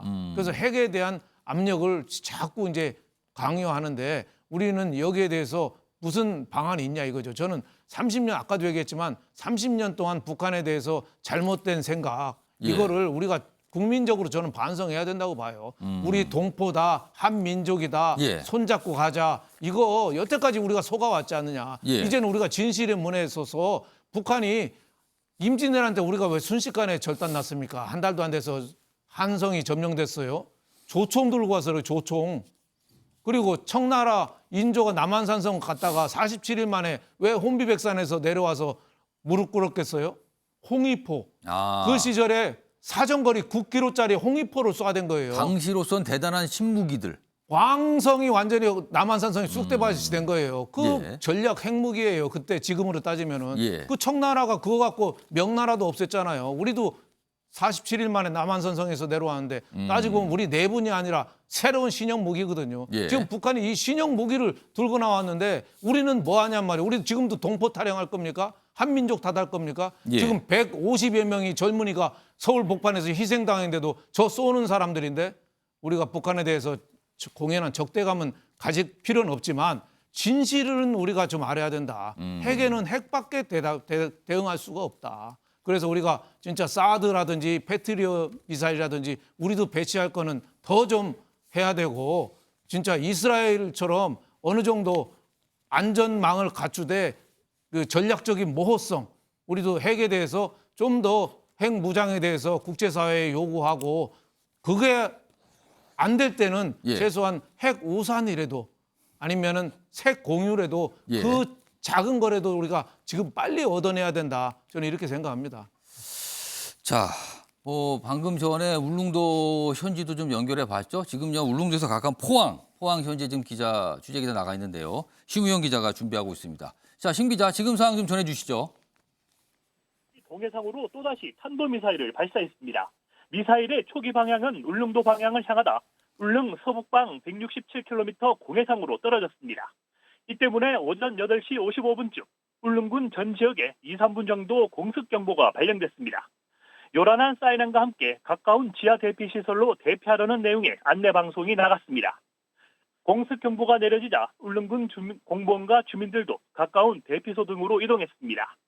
갑작스러운 공습경보에 미처 상황 파악조차 못한 주민들은 큰 혼란을 겪었습니다. 특히 고령의 주민들은 내용을 알지 못한 채 우왕좌왕했습니다.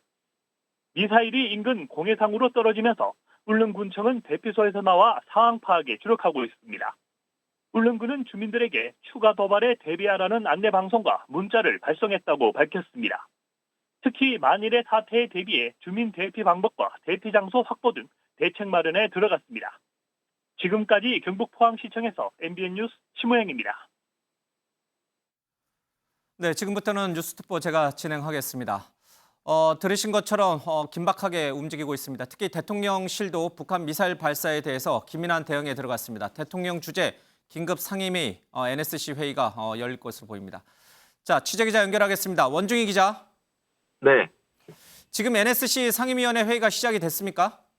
네, 그렇습니다. 윤석열 대통령이 긴급 NSC 회의 소집을 지시했다고 대통령실이 밝혔는데요. 지금쯤 NSC 회의가 진행되고 있을 것으로 보입니다. 윤 대통령은 앞서 조금 전인 오전 9시에는 서울시청에 설치된 이태원 참사 사망자 합동 분향소를 찾아 조문했는데요. 그 이후에 조금 전에 대통령실 청사로 다급히 돌아오는 모습이 취재진에게 포착되기도 했습니다. 윤 대통령과 함께 있던 김대기 비서실장은 지금 바로 NSC 회의를 준비하기 위해 지하 벙커인 국가위기관리센터로 내려간다라고 짧게 답하기도 했습니다. 북한의 이번 도발은 한미공중연합훈련에 대한 반발로 보이는데요. 대통령실은 북한이 한미공중연합훈련을 침략형 전쟁 연습이라고 주장한 데 대해서 방어 목적 훈련인데 추가 도발 구실을 찾는 것이다라고 반박해왔습니다.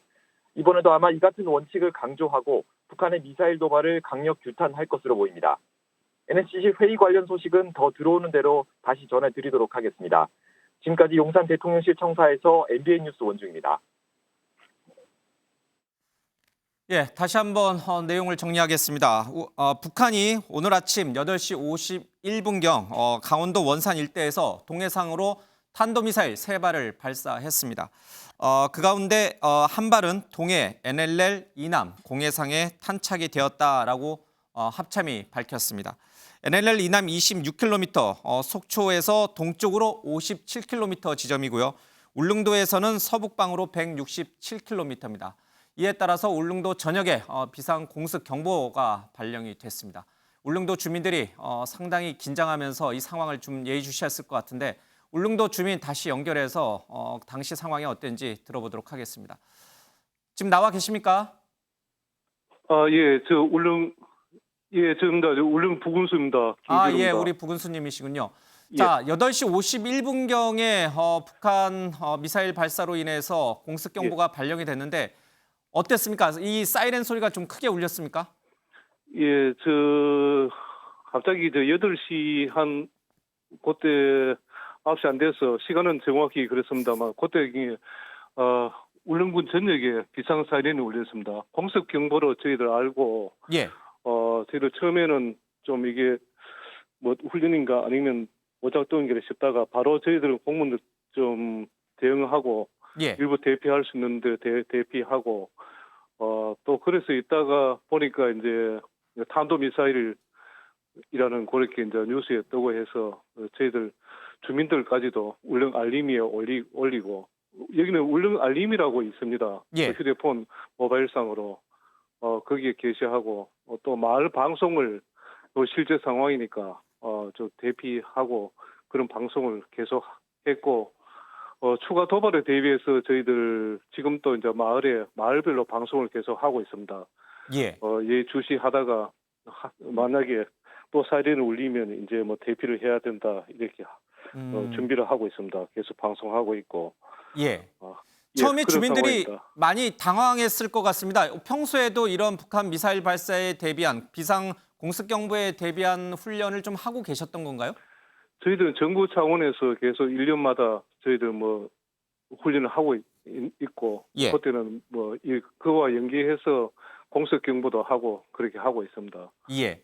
예. 그러니까 대피 장소는 곳곳에 다 마련이 돼 있는 거죠? 이게 지하화로? 지금 대규모는 아닙니다만은 그 현대식 건물 같으면 지하가 있고 건물 지하가 있고 아니면 또 뭐 다른 곳 그 취약한 지역 말고 자체적으로 마을별로 하고 있습니다. 지금은 우리가 한 8군데 정도 지정을 해놓고 있고 그렇습니다. 예를 예. 들면 도동 공영 주차장이라든지 군청, 뭐 여기 주로 관공서 위주로 보건의료원 이런 쪽으로 지정을 해놓고는 있습니다. 예. 예. 혹시 주민들 가운데 갑작스런 이 사이렌 소리, 비상 경보에 놀라신 분들은 없습니까? 아직 그런 부분까지는 파악이 안 된 건가요? 아직 저희들이 계속 지금 마을별로 계속 파악을 하고 있고 여기 실제 상황이라고 알리고 있는데 어떻게 보면 저희들 주민들이 이게 지금 처음에 공습 사이렌을 울릴 때는 이게 주민들까지도 실제 상황이라는 이런 인식을 바깥에 있기 때문에 주로 이제 생업에 종사하시는 분들이 언론이나 뭐 인터넷 이런 걸 볼 수 없기 때문에 예. 갑자기 그런 상황은 아직 뭐 놀라서 그런 안 좋은 상황이나 그런 건 파악되지 않고 저희들 거기에 대비해서 저희들 자체적으로 예. 발신소각에 울릉 알림에 띄우고 또 마을 방송을 인터넷이나 방송을 못 보시는 분들을 위해서 마을 방송을 마을마다 하고 있습니다. 지금도 예. 계속 이제 마을 방송을 하고 공무원들이 좀 우리 직원들이 나가서 마을별로 좀 이렇게 살펴보고 주민들이 알리고 이런 상황입니다. 예. 그러면 지금은 어떻습니까? 지금 모든 게 해제가 됐나요? 아니면 여전히 많은 주민들이 대피소에 계신 겁니까? 아닙니다. 지금은 대피는 아닙니다. 대피는 안 하고 있고 이제 종료가 됐고요. 예. 예, 종료됐고 방금 이제 조금 전에 대피는 해제됐고 울릉군의 이제 공습 경보에 따른 그런 상황은 이제 유지하는 걸로 저희들 알고 그에 대응하고 있습니다. 예, 공무원과 이 경찰 중심으로 좀 예의주시하고 있는 상황이군요. 예. 예, 그렇습니다. 과거에도 사실 북한이 연평도에 포격을 한 경우가 있었습니다. 지금 이제 울릉도는 그것과는 상황이 매우 다르긴 합니다만은 근래 들어서 북한이 수차례 동해상으로 탄도미사일을 발사했던 터라 울릉도 주민들의 불안감이 상당히 좀 컸을 것 같습니다. 실제로 이런 상황에 주민들이 굉장히 좀 민감해합니까? 지금은 사실은 울릉도라는 섬 자체가 지금 북한하고는 접경도 아니고 지금은 사실 그런 염두에 두지는 않았습니다만 오늘 이런 상황이 벌어지니까 상당히 좀 당혹하고 좀 당황하는 그런 상황이 될 걸로 저희 생각하고 있습니다. 우선 그 주변에 보면 크게는 아닙니다만 아직 파악하고 있습니다만 예. 지금 뭐 백령도나 이런 서해오도하고는 좀 지금까지는 다른 상황이었습니다. 그러나 이제부터는 좀 저희들도 실감하는 이런 상황이 되지 않겠나 이렇게 생각하고 있습니다. 예. 자칫 이번 일로 인해서 또 울릉도 생업이라든지 또 여러 가지 관광 산업에 타격이 있지 않을까 좀 걱정되는 부분도 없지 않아 있긴 합니다만은 일단 주민들의 안전과 생명을 지키는 게 최우선이니까요. 우리 부군수님께서 좀 더 열심히 좀 분발해 주셔야겠습니다. 고맙습니다. 예, 알겠습니다. 감사합니다. 예. 자, 울릉도 김규율 부군수로부터 얘기를 들었습니다. 지금 현재 상황은 공습 경보가 모두 해제가 됐고 주민들도 생업 현장으로 돌아갔다고 합니다. 그러나 이 놀란 가슴을 달래기는 좀 어려운 좀 긴장감이 높은 상황이 계속 유지되고 있다고 합니다. 예, 지금 정치부 신재우 기자 나와 있는데 신 기자 상황을 좀 다시 한번 정리하죠. 북한이 오늘 아침에 동해상으로 탄도미사일 3발을 발사했다는 것까지 이제 포착이 됐습니다. 3발이 최종적인 숫자인가요? 아니면 추가로 더 있습니까? 일단은 3발을 발사한 것까지가 현재까지 나온 정확한 팩트고요. 예. 아직까지 뭐 추가로 우리 군의 대응이라든지 혹은 북한이 다른 미사일을 쐈는지에 대해서는 좀 더 확인이 필요할 것 같습니다. 예. 일단 3발을 쐈는데요. 이 3발 같은 경우는 원래 이번 탄도미사일까지 포함하면은 북한은 올해만 탄도미사일 26차례, 예. 순항미사일은 3차례 발사했습니다. 윤석열 정부만 따지면 15차례 미사일을 발사한 셈이 되는데 예. 이렇게 우리나라에 근접하게 발사된 탄도미사일은 사실 저희도 이번이 굉장히 생소한 경우라 예. 굉장히 좀 대통령실도 이 상황에 예의주시하는 걸로 보이고 있습니다. 예. 그러니까요. 올 들어서만 26짜리 미사일을 쐈는데 왜 이번에는 울릉도 쪽에 비상 경보가 내려진 것인지 공습 경보가 내려진 것인지 이 부분이 이제 가장 좀 우리가 눈여겨봐야 될 대목인 것 같습니다. 왜 그런 겁니까? 과거 25차례랑 오늘의 이 미사일 발사는 뭐가 다른 겁니까? 네, 일단 합참의 발표에 따르면 이번 미사일이 울릉도 인근에 떨어진 걸로 알려졌습니다. 예. 그런 만큼 이제 우리 국민들에게 상당한 심각한 위험이 될 수 있다. 직접적 위협이 된다. 네, 그런 의미에서 이번에 공습 경보가 발령된 것으로 보입니다. 예. 특히 오늘 또 새벽에 박장천 노동당 중앙군사위원회 부위원장이 이런 얘기를 했습니다. 저희가 이제 그저께부터 한미가 4일까지 이제 연합 공중훈련을 하고 있지 않습니까? 예. 이거에 대한 반발 때문인지 이제 미국과 남조선은 가공할 사건에 직면하고 사상 가장 끔찍한 대가를 치르게 될 것이다. 이렇게 얘기를 했는데 예. 사실 저희는 이 담화가 나왔을 때는 이게 핵실험이 임박한 것 아니냐 이런 얘기가 나왔었는데 예. 오늘 이 발사를 통해서 이 발사가 이 박정천 부위원장이 일종의 권고가 되지 않았나 이렇게 보입니다. 예.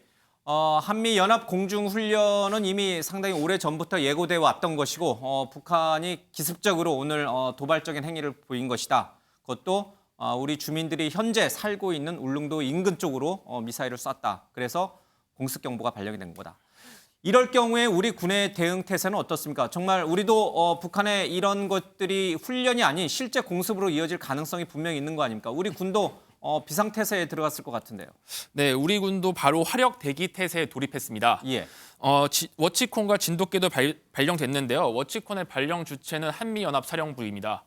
워치콘 4단계는 일상적인 상황이지만 잠재적 위협이 실존할 경우 할 때는 3단계 상존할 때고 3단계는 안보상 중대한 위협이 있을 때 하고 있습니다. 아직까지는 워치콘과 데프콘은 평시 4단계가 맞는데 진돗개 같은 경우는 국지 도발이 정확하게 확인이 되지 않았기 때문에 아직까지 적용이 되지 않았다고 합니다. 예. 자, 어쨌든 일촉즉발의 어떤 그런 위기 국면은 아니지만 그래도 긴장의 끈을 놓을 수는 없다. 이렇게 좀 봐야겠군요. 예.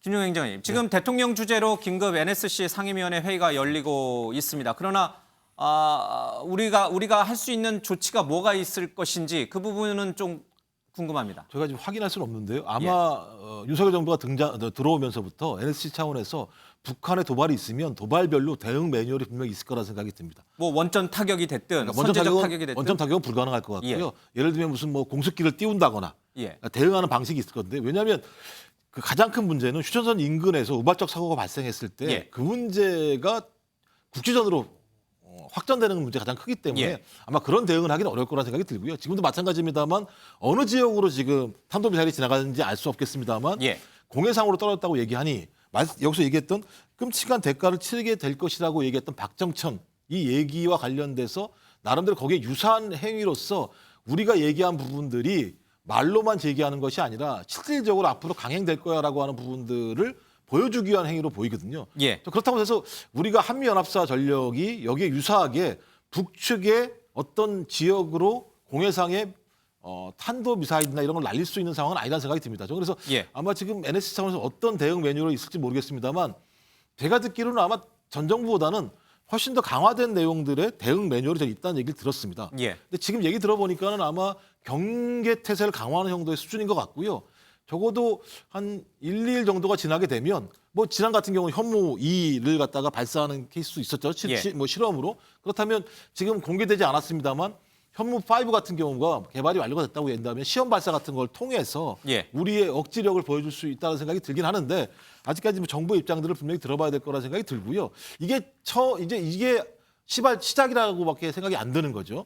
그래서 북한이 앞으로 할 수 있는 게 7차 핵실험이 있을 것이고 SLBM이라고 하는 잠수함에서 이제 핵을 발사하는 거겠죠.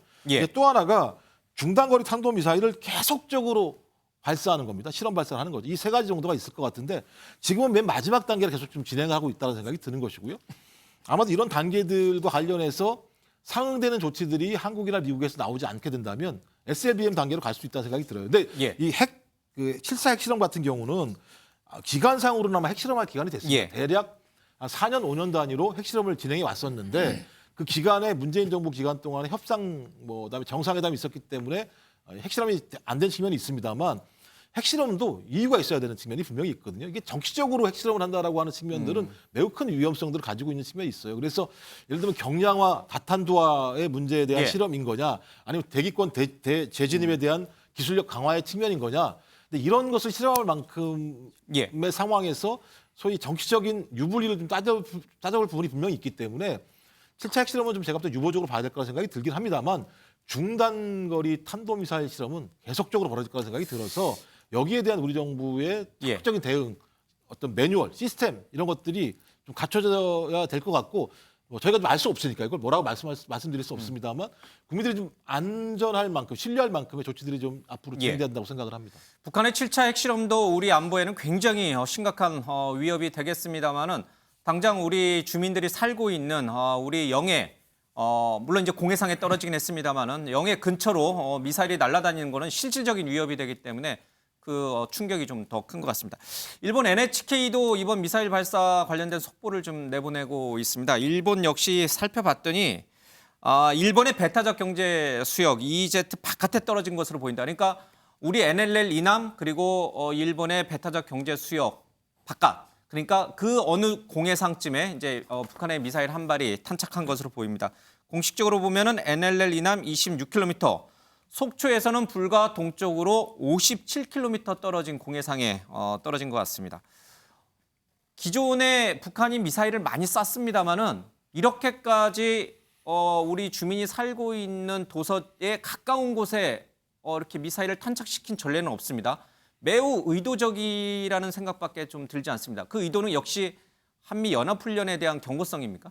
그렇죠. 뭐 직접적인 거는 한미 연합 훈련하면서 지금 비행기가 폭격기가 북한이 예. 굉장히 두려워하는 어디에 비행기가 있는지도 모르는 스텔스기라든지 이런 F-35AB, 그렇죠. 예. 240대가 떠 있으니까 북한은 비행기 뜰 기름도 없는데 불안한 거죠. 불안하니까 거기에 대한 대응이 뭐 일차적인 이유긴 하지만 예. 더 큰 거는 뭐 북한 핵 이런 거 인정해라. 북핵 인정해라. 또 세 번째는 제재 해제해라. 예.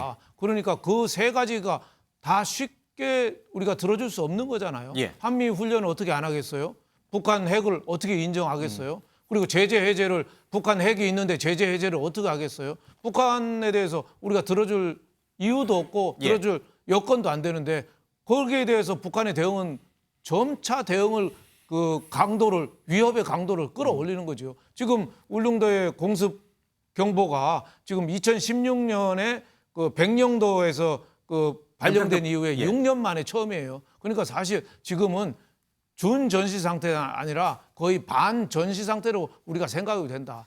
그러니까요. 과거에는 좀 예. 멀리 쐈는데 이제는 울릉도를 향해서 쐈잖아요. 울릉도를 넘어갔는지 뭐 울릉도 예. 앞에 떨어지는 모르지만 거기에 대한 현실적인 우리가 위험에 대해서 정말 단순한 NSC 모여서 회의만 하는 게 아니라 이제는 대책을 내놓을 때다 이런 생각이 듭니다. 예, 그럼 여기서 김열수 군사 전문가 전화로 연결해서 북한의 의도 그리고 북한의 이번 미사일 발사는 우리에게 실질적 위협이 되는지 그 부분들을 조금 더 짚어보겠습니다. 김 교수님 나와 계시죠? 네, 안녕하세요. 예. 자, 앞서 잠깐 얘기를 했습니다마는 북한이 올 들어서 쏜 미사일 발사 횟수가 26차례입니다. 네. 그런데 이렇게 우리 주민이 살고 있는 도서 지역에 초인접한 공해상의 미사일을 탄착시킨 건 처음인 것 같습니다. 네. 과거 사례와 오늘 사례는 어떻게 차이가 나는 겁니까? 네, 2017년도하고 제가 비교해 드리죠. 2017년도에 북한은 총 27차례에 걸쳐서 탄도미사일을 발사를 했고요. 그리고 그해 9월 달에는 제6차 핵실험을 했습니다. 아시다시피 화성 12형, 화성 14형, 예. 화성 15형들을 차례대로 발사를 했었고요. 그때 당시에 이제 트럼프 대통령은 화염과 분노 작전, 코피 작전 이런 것들이 이제 막 예. 네네. 말씀 계속하시죠. 예. 네, 이런 것들이 이제 등장했을 정도로 한반도의 긴장이 높았었거든요. 그런데 지금 말씀하신 것처럼 북한은 이미 탄도미사일만 26번 쐈고요. 올해 순항미사일 3번 쏴서 오히려 2017년도 상황을 능가하는 그런 지금 한반도 우리 한국을 위협하고 있다라고 해도 과언이 아닌데요. 그중에 지금 이제 질문하신 것처럼 북한이 이렇게 탄도미사일을 발사하고 하더라도 NLL 이남 쪽으로 이 탄도미사일을 발사한 적은 단 한 번도 없습니다. 그런데 오늘 NLL 이남 쪽으로 탄도미사일을 발사했거든요. 이것은 한국에 대한 경고이긴 하지만 거의 전쟁을 향해서 가겠다라고 하는 그런 북한의 어떤 의지 같은 것을 보여줬기 때문에 이것은 엄중하게 그 책임을 물어야 될 것으로 봅니다. 엄밀히 냉정하게 따져보면은 한미 연합훈련, 비질런스 훈련은 이미 꽤 오래전부터 예고가 돼 있었습니다. 네네. 북한의 어떤 기습적 도발이 있을 것이라는 부분도 충분히 예측 가능했습니다. 네. 그 예측 가능한 범주에 오늘 미사일 발사가 있는 겁니까? 아니면 그 예측 가능한 범주를 뛰어넘는 다소 충격적인 도발인 겁니까? 네, 하나는 상황상으로 보면 예측 가능한 범위 내에 있었다라고 보고요. 예. 또 하나는 그 우리의 지금 이태원 사태를 통해서 국민들이 지금 애도하는 그 격을 고려하면 절대로 이 기간은 없을 거라고 생각을 했죠. 우선 첫 번째 예측 가능했다라고 하는 것은 북한이 계속해서 이 어떻게 이제 도발을 할 것이다라고 하는 것은 20차 당대, 중국이 20차 당대가 끝나고 나서 지금 11월 8일 날 미국의 중간선거가 있기 전까지 아마 7차 핵실험이나 ICBM이나 뭐 이걸 발사할 것이다라고 하는 것은 예측 가능한 범위 내에 있었습니다.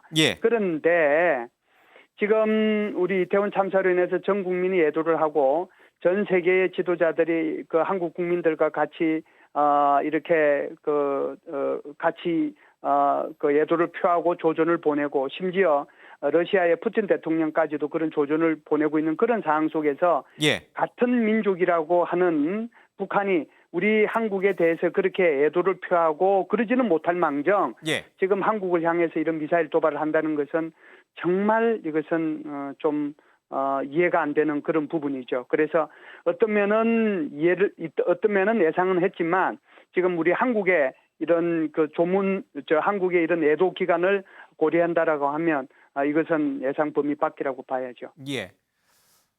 지금 정확한 재원과 또 탄도를 우리 군 당국이 분석하고 있습니다만 현재 합참이 밝힌 걸 보면 총 3발 가운데 1발만 NLL 이남에 떨어졌습니다. 나머지 2발은 좀 멀리 간 것인가요? 그 부분을 조금 더 분석해 봐야 될 텐데 왜 3발 중에 1발만 우리 NLL 이남 쪽 공해상에 떨어진 것일까요? 예, 이것도 이제 분석은 더 필요한데요. 예. 이렇게 이제 분석이 가능하겠죠. 3발을 한꺼번에 쏘았느냐, 시차를 두고 쏘았느냐, 순차적으로 쐈느냐? 네, 쏘는 부대가 달랐느냐. 여기에 이제 차이가 있다라고 이제 만일 분석이 된다라고 하면 예. 2발은 울릉도 영공을 통해서 쐈고 예. 1발은 의도적으로 NLL 이남으로 쐈다 이렇게 얘기할 수 있을 거고요. 분석이. 예. 그렇지 않으면은 3발을 한꺼번에 쏘았는데 한 지역에서 예. 그중에 1발이 낙탄이 돼서 NLL 이남으로 떨어졌다 이렇게 아마 분석이 될 겁니다. 그런데 기술적 결함에 의해서 낙탄됐을 가능성도 있다. NLL 이남에 떨어진 그렇죠. 1발은. 네, 그 가능성도 있죠. 예. 그런데 이 두 가능성은 열려 있지만 더 중요한 것은 북한이 적어도 우리 울릉도 영공을 통해서 미사일을 발사했다는 그 자체가 중요한 거죠. 방향이 울릉도였다는 거요? 이건 도발이죠. 예. 그렇기 때문에 낙탄이 떨어졌던 안 떨어졌던 더 분석이 필요합니다만은 이 그 3발을 우리 울릉도 방향으로 어찌됐든 발사했다라고 하는 것은 엄청난 도발이라고 봐야죠. 예. 지금도 재원 분석을 하고 있습니다만은 지금 현재까지 알려진 바로는 이 미사일이 단거리 탄도미사일 SRBM으로 파악이 좀 되는 것 같습니다. 네. 이 단거리 탄도미사일은 어떤 것이고 네. 어떤 군사적인 의미를 갖는 그러니까 군사적으로 어느 정도의 파괴력을 갖는 그런 미사일입니까?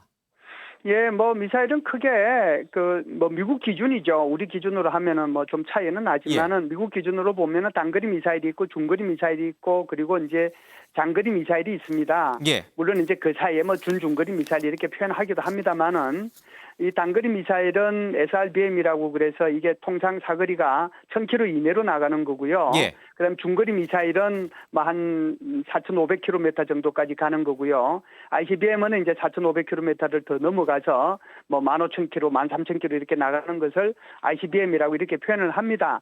그래서 이제 ICBM은 주로 전략적인 무기로 이제 사용을 하는 거고요. 예. SRBM은 주로 전술적인 무기로 사용하는 거죠. 게다가 1000km 이내에 나가는 사거리이기 때문에 우리 대한민국을 향한 그 무기가 바로 이 SRBM이라고 보고 그리고 이제 이 울릉도를 향해 갔던 것도 이 단거리 미사일을 통해서 한국에 대한 경고를 보낸 것이라고 볼 수가 있습니다. 예. 우리가 또 하나 우려하는 거는 이게 끝이 아닐 수 있다는 겁니다. 이 북한의 도발이. 울릉도 쪽으로 단거리 탄도미사일을 발사한 것 외에 혹여나 서해상 쪽에서 또는 그 어느 지역에서 국지적인 도발이 더 있을 가능성이 있습니까? 네, 그런 가능성은 지금 열려 있어요. 저는 이제 이게 비질런트 스톰 훈련이 31일부터 나흘 동안 시작이 됐는데 오늘이 사흘째죠. 그래서 아마 이 비질런트 스톰은 한미 공군기가 연합해서 훈련하는 거잖아요. 그렇기 때문에 아마 북한이 도발을 한다라고 하면 이런 탄도미사일보다는 오히려 대공미사일을 도발할 가능성이 있겠다라고 저는 이제 예상을 했었는데 예. 북한이 가지고 있는 SA-2가 대표적인 거라고 저는 봐요. 예. 그런데 이제 이것은 아마 지금 발사를 안 했는데 아마 추가적인 도발이 있다라고 하면 예. 이게 한미 연합 공군 훈련이니까 대공 미사일이 필요하겠죠. 자기네들이 그냥 판단할 때는. 예. 그런 차원에서 보면은 대공 미사일 발사 가능성이 있고요. 하나는 또 두 번째는 성동격서라고 그래서 지금 동쪽으로 이렇게 탄도미사일을 쏘고 예. 다시 서쪽으로는 탄도미사일 쏘기는 좀 불편하더라도 아마 그 포병이나 그렇다면은 그 다련장포나 해안포나 이런 것들을 쏠 가능성은 여전히 열려 있다라고 보고요. 예. 이것이 이제 오늘 하루의 문제라고 하면 오늘과 내일의 문제라고 하면 11월 8일까지를 우리가 조금 며칠 더 연장해서 한 3, 4일을 더 연장해서 보면 지금 북한이 계속해서 얘기하고 있는 것이 보다 강화된 다음 단계의 조치들을 고려한다라고 얘기했잖아요. 예. 그런 차원에서 보면 ICBM 또는 SLBM 잠수함 발사 탄도미사일요. 대륙간 그리고 탄도나 잠수함 발사 미사일. 그렇죠. 그리고 이제 이 제7차 핵실험 그럴 예. 가능성은 여전히 있다라고 봅니다. 국지적으로는 그런 일이 절대 있어서는 안 되겠습니다만은 예전에 연평도 포격과 같은 해안포 발사도 가능한 범주 안에 좀 두고 예의주시해야 된다 이런 뜻이군요. 그렇죠. 그렇기 때문에 지금 우리 국방부도 경계태세 2급으로 예. 아마 올린 것 같습니다. 그래서 경계태세 2급이라고 하는 것이 지금 평상시가 뭐 경계태세 3급이거든요.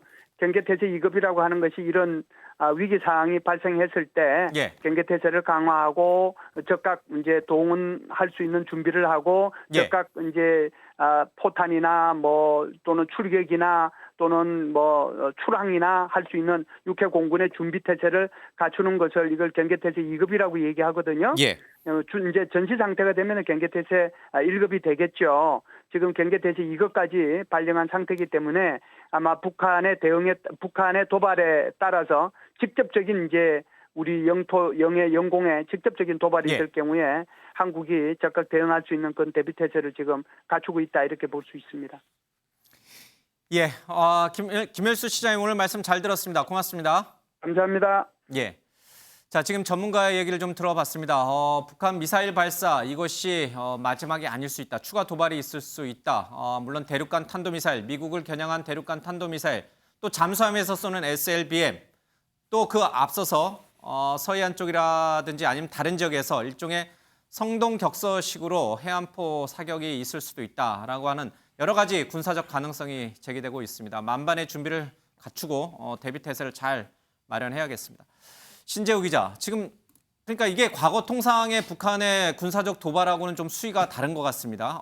그런 만큼 더 심각하게 이 상황을 예의주시해야 되는데 지금 우리 군 당국 합참의 브리핑이 곧 있을 예정이죠?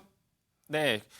일단 10시 50분쯤에 합참 브리핑이 있을 것으로 저희 보고 있는데 예. 합참에서는 이제 우리 군의 대응 태세라든지 혹은 북한 이번 발사에 대한 추가적인 정보를 저희들에게 제공해 줄 것으로 보입니다. 예.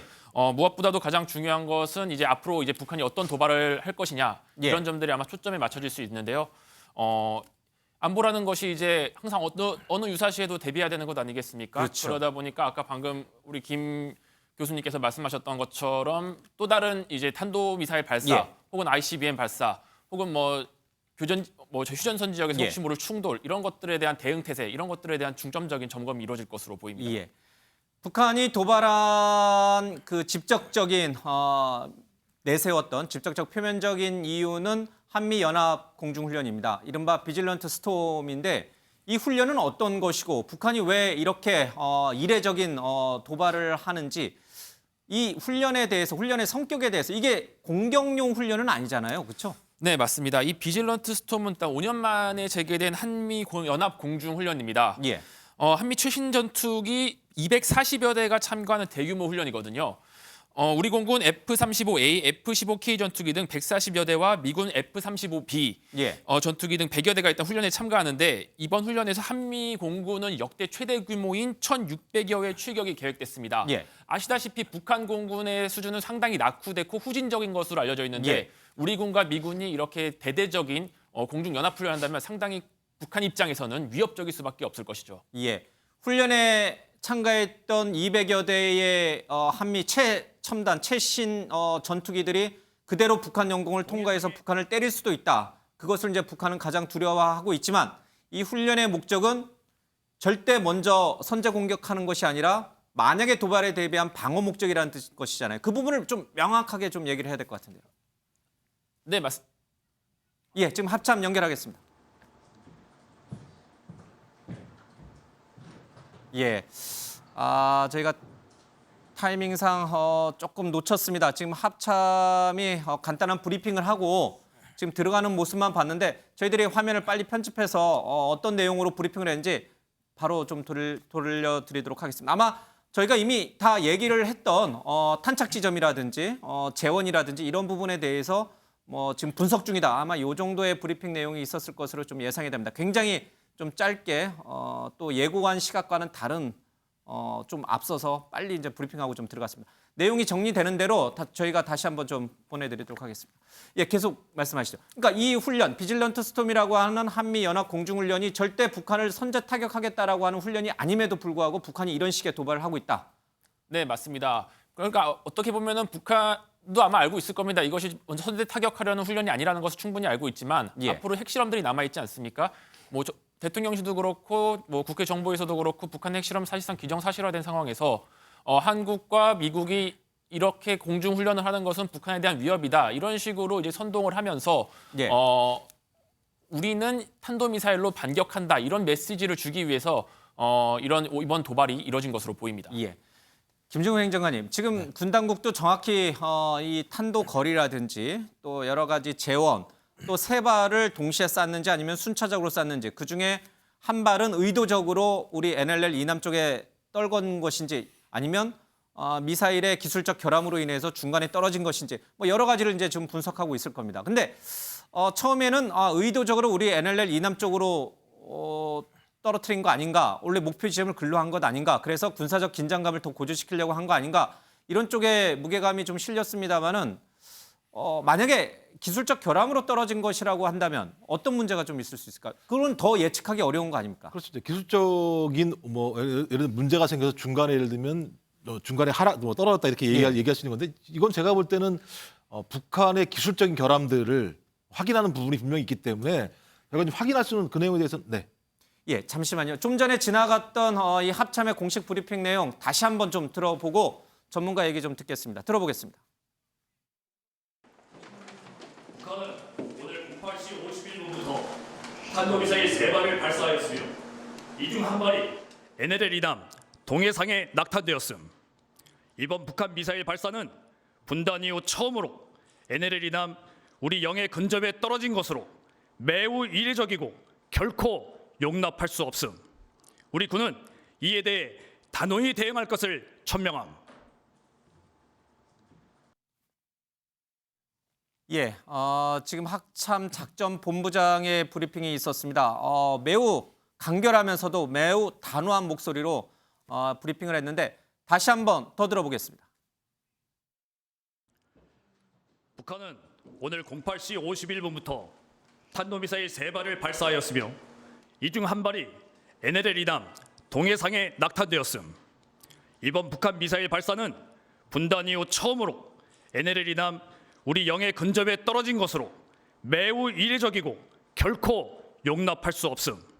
우리 군은 이에 대해 단호히 대응할 것을 천명함. 예, 합참 작전본부장의 아주 단호한 목소리를 좀 들어봤습니다. 매우 이례적이면서 우리 군은 매우 엄중하게 이 사안을 지켜보고 있다는 내용이었습니다. 김종인 회장님, 그러니까 지금 합참도 이렇게 단호한 어조로 이번 북한의 행위에 대해서 비판한 것은 우리 영해 근처에 공해상에 떨어지긴 했습니다만은 굉장히 우리 영해랑 가까운 곳에 떨어졌다는 점이잖아요. 이게 의도성이냐 아니면 기술적 결함이냐? 제가 볼 때 의도성으로 보는 게 좀 맞다는 생각이 들어요. 왜냐하면 계속 지금 북한 같은 경우는 미사일 능력의 고도화라고 하는 측면들이 예. 김정은의 입으로 나오는 내용들이기 때문에 그것들의 정밀 타격에 대한 능력들을 높이는 게 가장 핵심이었다고 기술적 생각이 가능성은 들거든요. 없다. 그렇다면 예. 저게 예를 들면 뭐 고도의 ICBM도 아니고 단거리 탄도 미사일이라고 얘기한다면 상당히 정확하게 타깃을 정해서 발사했을 거라 생각이 드는 것이고요. 전 그래서 아마도 지금 얘기가 계속 나오는 게 빌런트 스톰과 관련해서 대응이라는 측면도 있겠습니다만 또 하나는 11월 8일 중간선거, 미국 중간선거라고 하는 측면과 관련해서 한반도가 예. 매우 지금 위기의 상황에 처해 있고 긴장이 격화된 지역이며 북한이 조만간 핵 능력을 과시할 수 있다라고 하는 것들을 더욱더 부각시킬 수 있는 가장 중요한 타이밍으로 이걸 본 것 같아요. 예. 또 하나는 아까도 방송에서 말씀드렸습니다만 미국의 태도 변화가 많이 있다. 하나가 뭐냐면 계속 그 미국 국무부나 바이든 행정부 같은 경우는 비핵화라고 하는 원칙, 대화를 통한 해법이라는 것을 주장하고 있습니다만 예. 국무부 차관 같은 경우는 여전히 갑자기 핵 군축 협상이 가능하다는 얘기를 하고 있고 미 공화당 일각에서는 한국의 핵 보유를 인정해야 된다는 논의들이 나오고 있습니다. 예. 이런 상황에서 한반도 긴장들을 격화시키는 문제는 미국 내에서의 국론들도 나름대로 분열시킬 수 있는 측면들이 예. 분명히 있고요. 이런 과정이 벌어지게 되면 바이든 행정부 차원에서는 어떤 형태로든지 이 부분에 대해서 정리하기 위해서 북한과 접촉을 모색할 수밖에 없는 측면들이 분명히 있을 겁니다. 예. 그래서 이런 다각적인 모색들을 한 측면들이 분명히 있다라는 생각이 들고요. 또 하나는 그래서 전술핵 얘기를 하는데요. 제가 알기로는 이게 미국과 러시아의 전술핵이 아주 비대칭적입니다. 예. 러시아는 매우 많은 전술핵을 가지고 있습니다. 근데 미국은 그렇게 많이 가지고 있지 않은 측면들이 분명히 있어요. 전술핵이라고 하는 것은 뭐 대규모 지역을 살상 범위로 두고 있는 큰 핵폭탄이 아니라 20킬로톤이라는 얘기를 좁은 지역에 쓸 수 있는 핵. 미국은 그걸 많이 좀 없앴었고요. 근데 러시아는 그걸 계속적으로 보유하고 있었던 상황이기 예. 때문에 지금 얘기하고 있는 전술핵을 우리가 보유할 수 있을 것인가의 문제 같은 경우도 미국과 많은 협의를 해야 되는 측면이 분명히 있기 때문에 제가 볼 때 일단 이 부분과 관련해서 대응을 해야 되겠습니다만 저는 좀 분노도 중요합니다만 예. 아주 현실적이고 냉철하게 대응을 해야 한다고 생각이 듭니다. 그러니까 계속 북한의 의도에 끌려갈 수는 없는 거 아니겠습니까? 예. 북한이 쏘면 반응하고 북한이 쏘면 반응하는 방식으로는 이 문제를 풀 수 없다는 생각이 들기 때문에 우리도 거기를 더 능가할 수 있을 만한 대책들을 한미 간에 좀 빨리 만들어야 된다고 생각을 합니다. 예. 자, 그러면요. 국방부에 나가 있는 취재기자 연결해서 합참의 발표 내용 그리고 군 대응 태세를 조금 더 살펴보도록 하겠습니다. 권영범 기자 전해주시죠. 네, 합동참모본부는 오늘 오전 8시 51분쯤 북한이 강원도 원산 일대에서 동해상으로 발사한 단거리 탄도미사일 3발을 포착했다 이렇게 밝혔습니다. 이 가운데 한 발은 동해 북방 한계선 이남 26km 공해상에 떨어졌는데요. 속초 동방 57km, 울릉도 서북방 167km 지점입니다. 영해가 기준선에서 12해리, 약 22km인 점을 고려하면 영해에 상당히 근접해 낙하한 건데요. 그동안 해완포와 방사포를 북방 한계선 이남으로 쏜 적은 있지만 탄도미사일은 이번이 처음입니다. 군 당국은 정확한 사거리와 고도, 속도 등 재원을 분석 중입니다. 미사일이 울릉도 쪽으로 향하면서 울릉군엔 공습 경보가 발령됐는데요.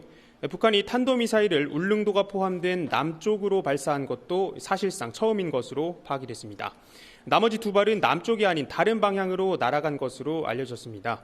군 당국은 추가적인 상황을 포착하고 경계 태세와 화력 대기 태세를 격상해 대응 중입니다. 합참은 조금 전 매우 이례적이고 용납할 수 없다며 단호히 대응할 것을 천명한다고 입장을 밝혔습니다. 자세한 소식 들어오는 대로 다시 전해드리도록 하겠습니다. 지금까지 국방부에서 MBN 뉴스 권용범입니다. 예, 우리 군의 대응 태세가 아주 고강도로 지금 이루어지고 있는 상황입니다. 윤영걸 대표님, 예. 지금 이 한미 연합 공중 훈련이 오는 4일 날 끝나고요. 또 그 다음 주에는 미국의 중간 대선이 좀 치러지게 됩니다. 자, 요때가 가장 위험한 시기인 것 같습니다. 오늘 북한의 미사일 발사, 미사일 도발로 인해서 우리가 훈련을 중단할 수는 없는 일 아니겠습니까? 그렇죠. 우린 예정대로 4일까지 훈련을 할 것이고 미국은 미국 나름대로 중간 선거를 할 겁니다. 그 사이에 북한이 7차 핵실험 또 대륙간 탄도미사일 외에 우리가 또 가장 우려되는 바가 지난번 연평도 포격과 같은 직접 우리 주민들을 향한 직접적인 도발 아니겠습니까? 이런 부분은 정말 예측하기 좀 어렵습니다. 네, 북한이 뭐 성동격서 전략을 얼마든지 쓸 수 있죠. 예. 지금 동쪽에 미사일을 쐈잖아요. 이것도 간단한 게 아니에요. 한국 영토에 6.25 이후 처음으로 쏜 거예요. 예. 그것도 속초 앞바다에 쏜 거예요. 엄청난 충격이죠. 어떻게 보면은 준 전시 상태고 선전포고라고도 볼 수 있어요. 예. 하지만 또 북한이 우리의 그 대응 태세를 시험하기 위해서 동해보다도 서해 쪽으로 무슨 도발을 할 가능성이 상당히 많죠. 예. 과거 뭐 백령도나 연평도처럼 그 군함이 내려올 수도 있고 예. 아니면 일부 섬에 대한 포격을 할 수도 있고 여러 가지 가능성이 상당히 높은데 우리가 여태까지는 정말 준엄히 대응한다고 말만 했지 진짜 구체적으로 안 했거든요. 예. 근데 하나 확실한 거는 8일 날 지방선거 미국 그 지방선거 아니라 중간선거 끝나고 다시 평화가 올까요? 저는 중간선거 이후에도 긴장 상태는 계속 더 높아질 거로 봅니다. 그래서 지금 우리가 할 거는 여러 가지가 있지만 대통령하고 바이든, 일본의 기시다 이런 분들 통화해서 안보 체제 점검을 하고요. 우리가 도발에 대응할 수 있는 거를 얼마든지 우리도 대응 사격을 한다든지 준엄하게 우리도 결의를 좀 보여야 되고 또 더 중요한 것 중에 하나가 9.19 합의했거든요. 예. 그것 때문에 서로 포도 안 쏘기로 하고 서로 훈련도 자제하고 우리가 미사일 훈련도 밑으로 내려와서 하잖아요. 근데 북한은 지금 우리 NLL 이남에다가 내놓고 쏘고 있어요. 근데 우리 이거 어떻게 할 거죠? 이건 현실적으로 해결해야 될 과제입니다. 내놓고 우리도 깨자. 같이 깨서 정말 험악하게 갈 수도 있고 그래도 마지막 9.19라도 우리가 문호는 열어놓자고 할 수도 있는데 저는 NLL에서 오늘 말로만 회의하지 말고 이런 거에 대해서 구체적인 대안을 좀 내놔야 된다고 생각합니다. 예, 대통령 주재 NSC 회의가 지금 진행이 되고 있습니다. 여러 가지 이제 가능한 대안들, 방법들을 좀 생각하고 있을 것입니다. 강한 당근책도 있고 채찍질을 할 수 있는 그런 방안들도 함께 좀 논의될 것으로 보입니다. 내용이 나오는 대로 저희가 좀 자세히 풀어드리도록 하겠습니다. 북한 문제는 참으로 좀 풀기가 어렵습니다. 강하게 밀어붙이기도 또 마냥 지켜만 보고 있기도 어려운 형국입니다. 그러나 뭔가 근본적으로 문제를 풀 수 있는 그런 해법을 찾아낼 시기가 된 것 같습니다. 자, 오늘 뉴스특보는 여기서 정리하고요. 오후에 다시 뉴스 시간에 상세한 내용 전해드리도록 하겠습니다. 고맙습니다.